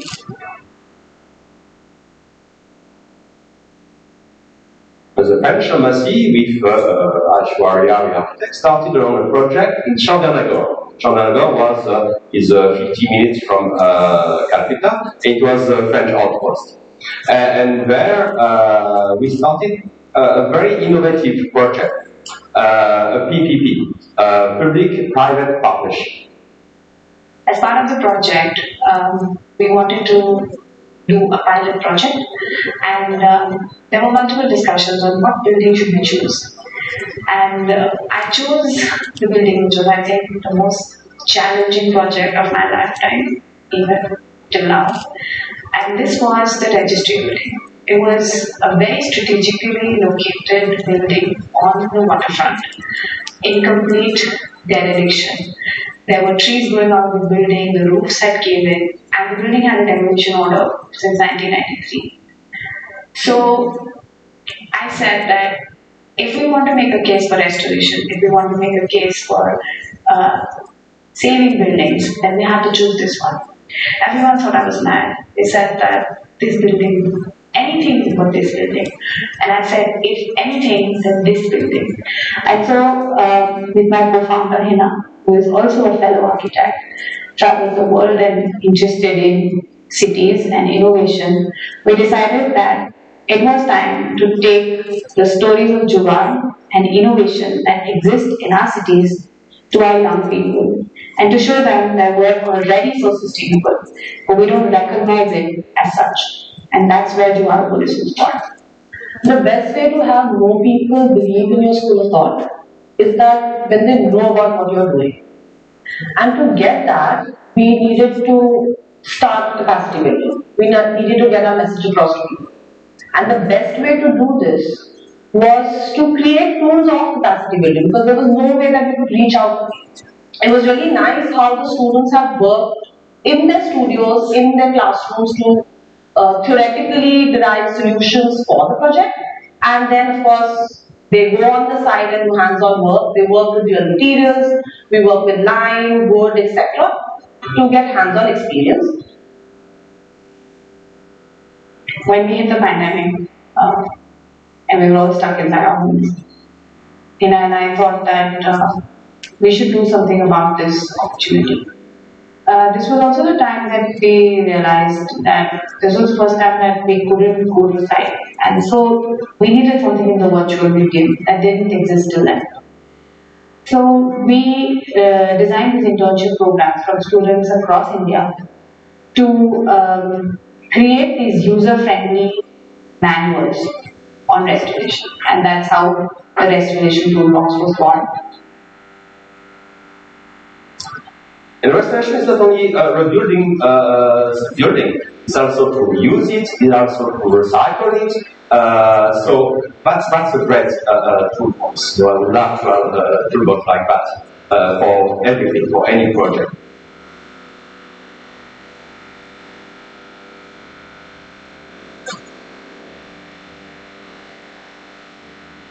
We needed hand-holding, we needed capacity, we needed moral support. And thus we launched something on the side, which we are calling the restoration team.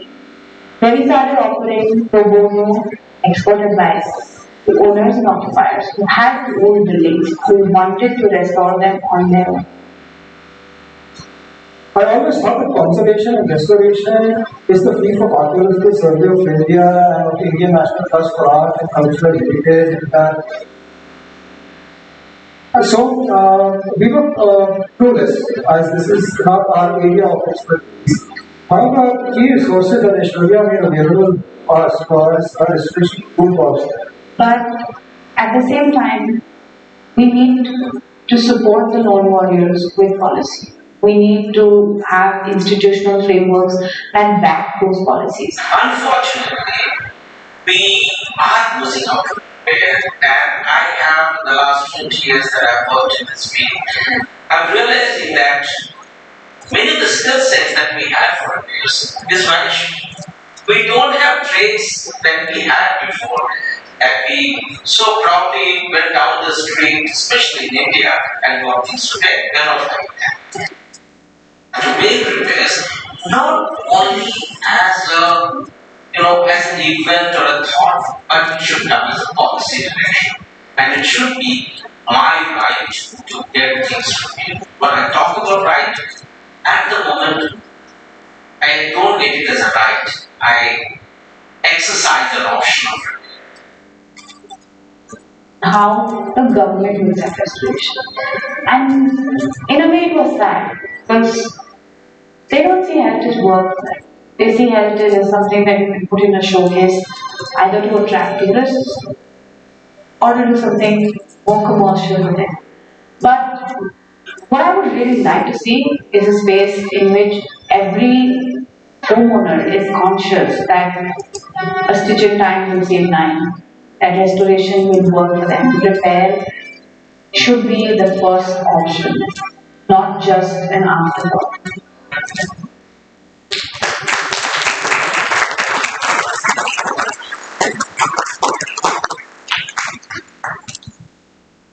Any questions? सबको समझ में आ गया तो लेते हैं। Kriti has a question.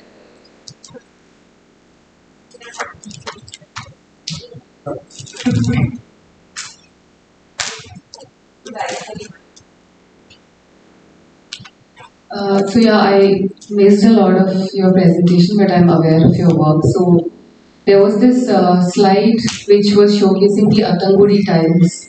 So I really like those tiles, and I'm not sure how factually I'm correct, but this is the information that I received, that there is probably only one family left in India who is doing this the original way.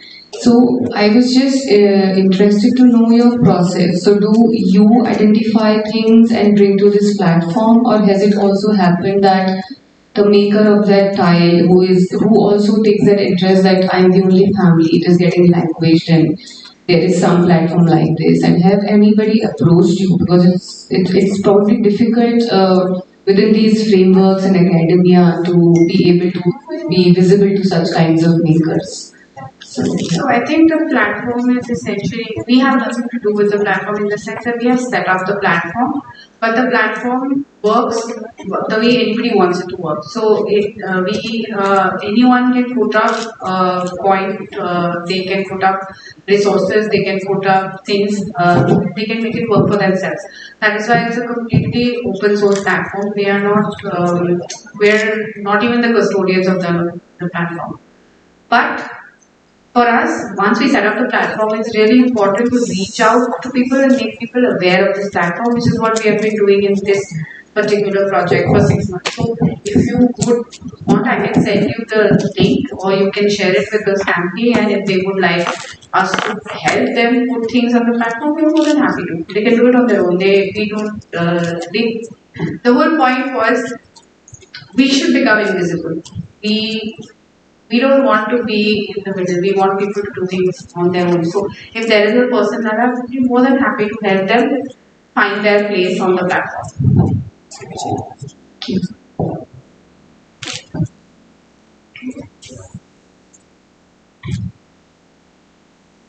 That is like said the architecture work.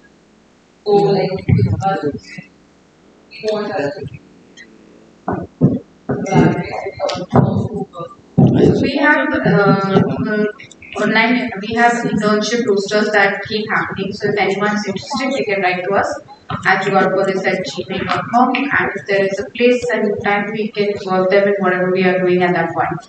With the Jindal School, we have signed an MOU. So their students work with us through the semester in something that they have an industry interface sort of project. But at the same time, we are also talking with other institutes to, design courses or something which is specific. So it really depends on what you need. I mean, we are happy to collaborate on matters.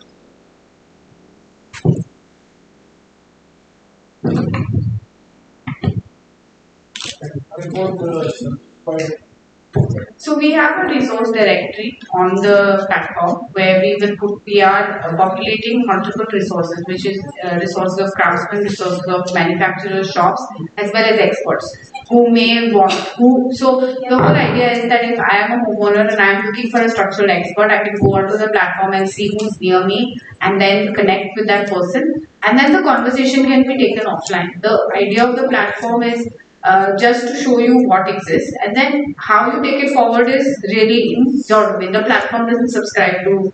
Also, we can create, and the good thing about the online platform is you can connect with experts anywhere in the world. So if you have a particular query, let's say related to a particular problem that is probably solved in Germany or Australia or something, we hope that when the platform is completely populated, somebody sitting in Vai, Maharashtra can contact someone in Melbourne if they have to sort a problem. That's the whole beauty of the virtual medium. At the moment, we have just provided a directory resource. You can put your own website in the directory resource in that resource, but we are not endorsing or advertising anybody or any products at the moment. Because this is an open source platform, we don't have the funding also to maintain it. At the moment, that is not something that we are doing, but we are happy to provide a link to a person. Yeah, you can give your website, you can give your email, whatever works, like that. And it's also not that we are putting, you can put it on your own, on the platform.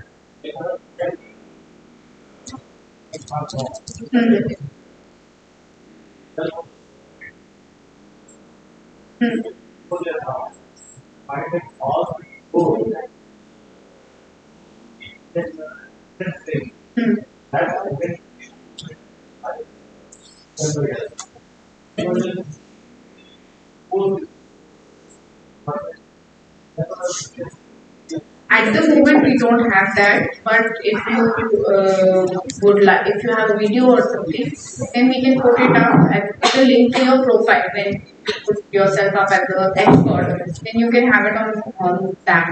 We don't have the technology right now to showcase projects.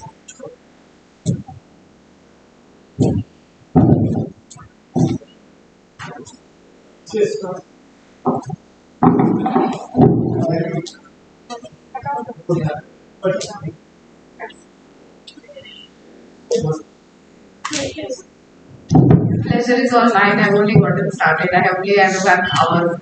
I can go on.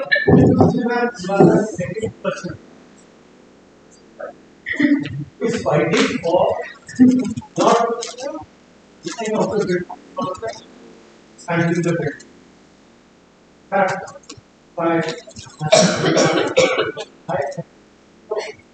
this professor just like this fact from perspective just that not for economical or lack of experience or knowledge. So what I say is, this analogy between building structures and life. I treat the RCC as a life. So I say, okay, take a case where there is an accident and you go to hospital and it is 50% damage. Will you restore it or will you or will so I'm with that much. So it will the strategy and will I think okay. Thank you.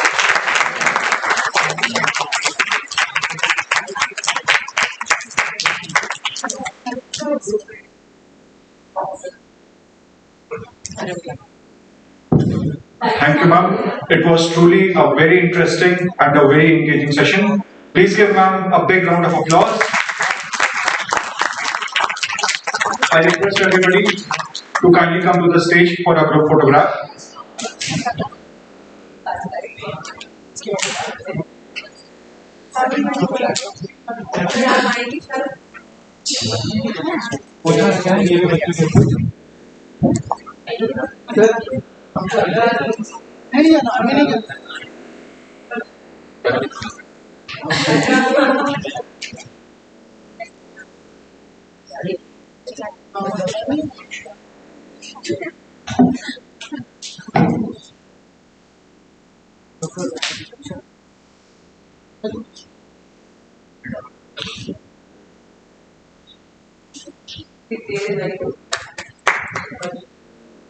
Students, please join.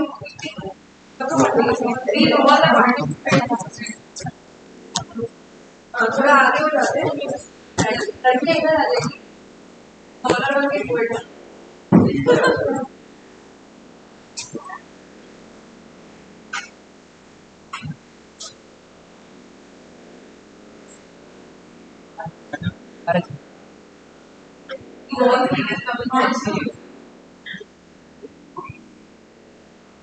सब लोग आ रहे हाँ अपना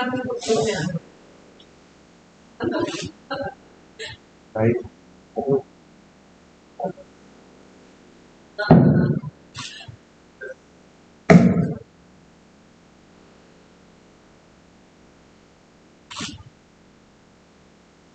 दो लोग join कर लो यार sir आप लोग लेकर ये लोग आ जाएंगे फटाफट आ जाओ सबसे डिले फटाफट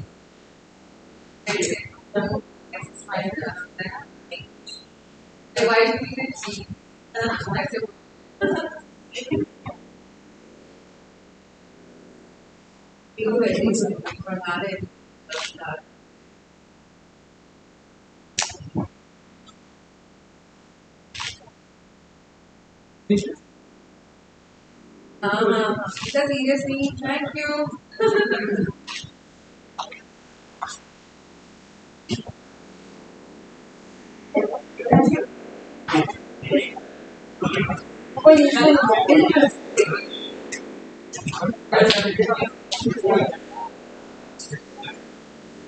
Zero bag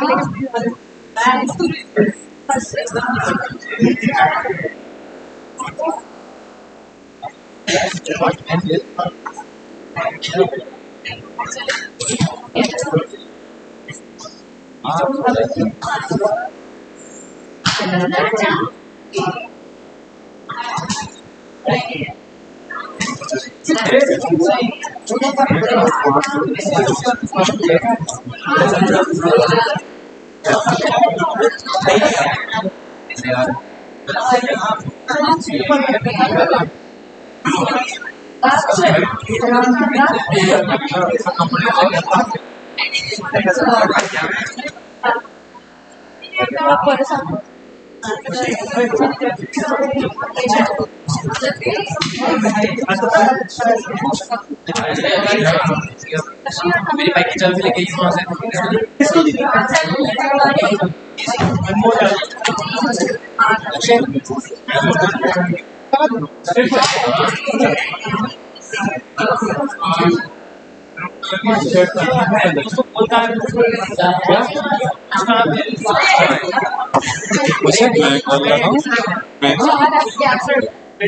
दुष्यंत अनमोल का पूछ कहाँ पे पुला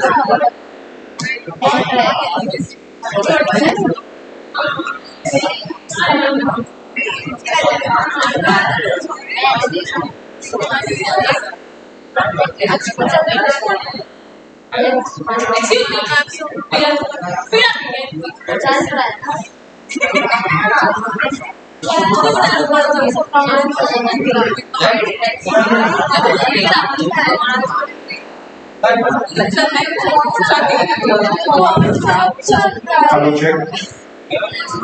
We will now break for lunch. We shall begin with the next session from 2:15 p.m. Thank you.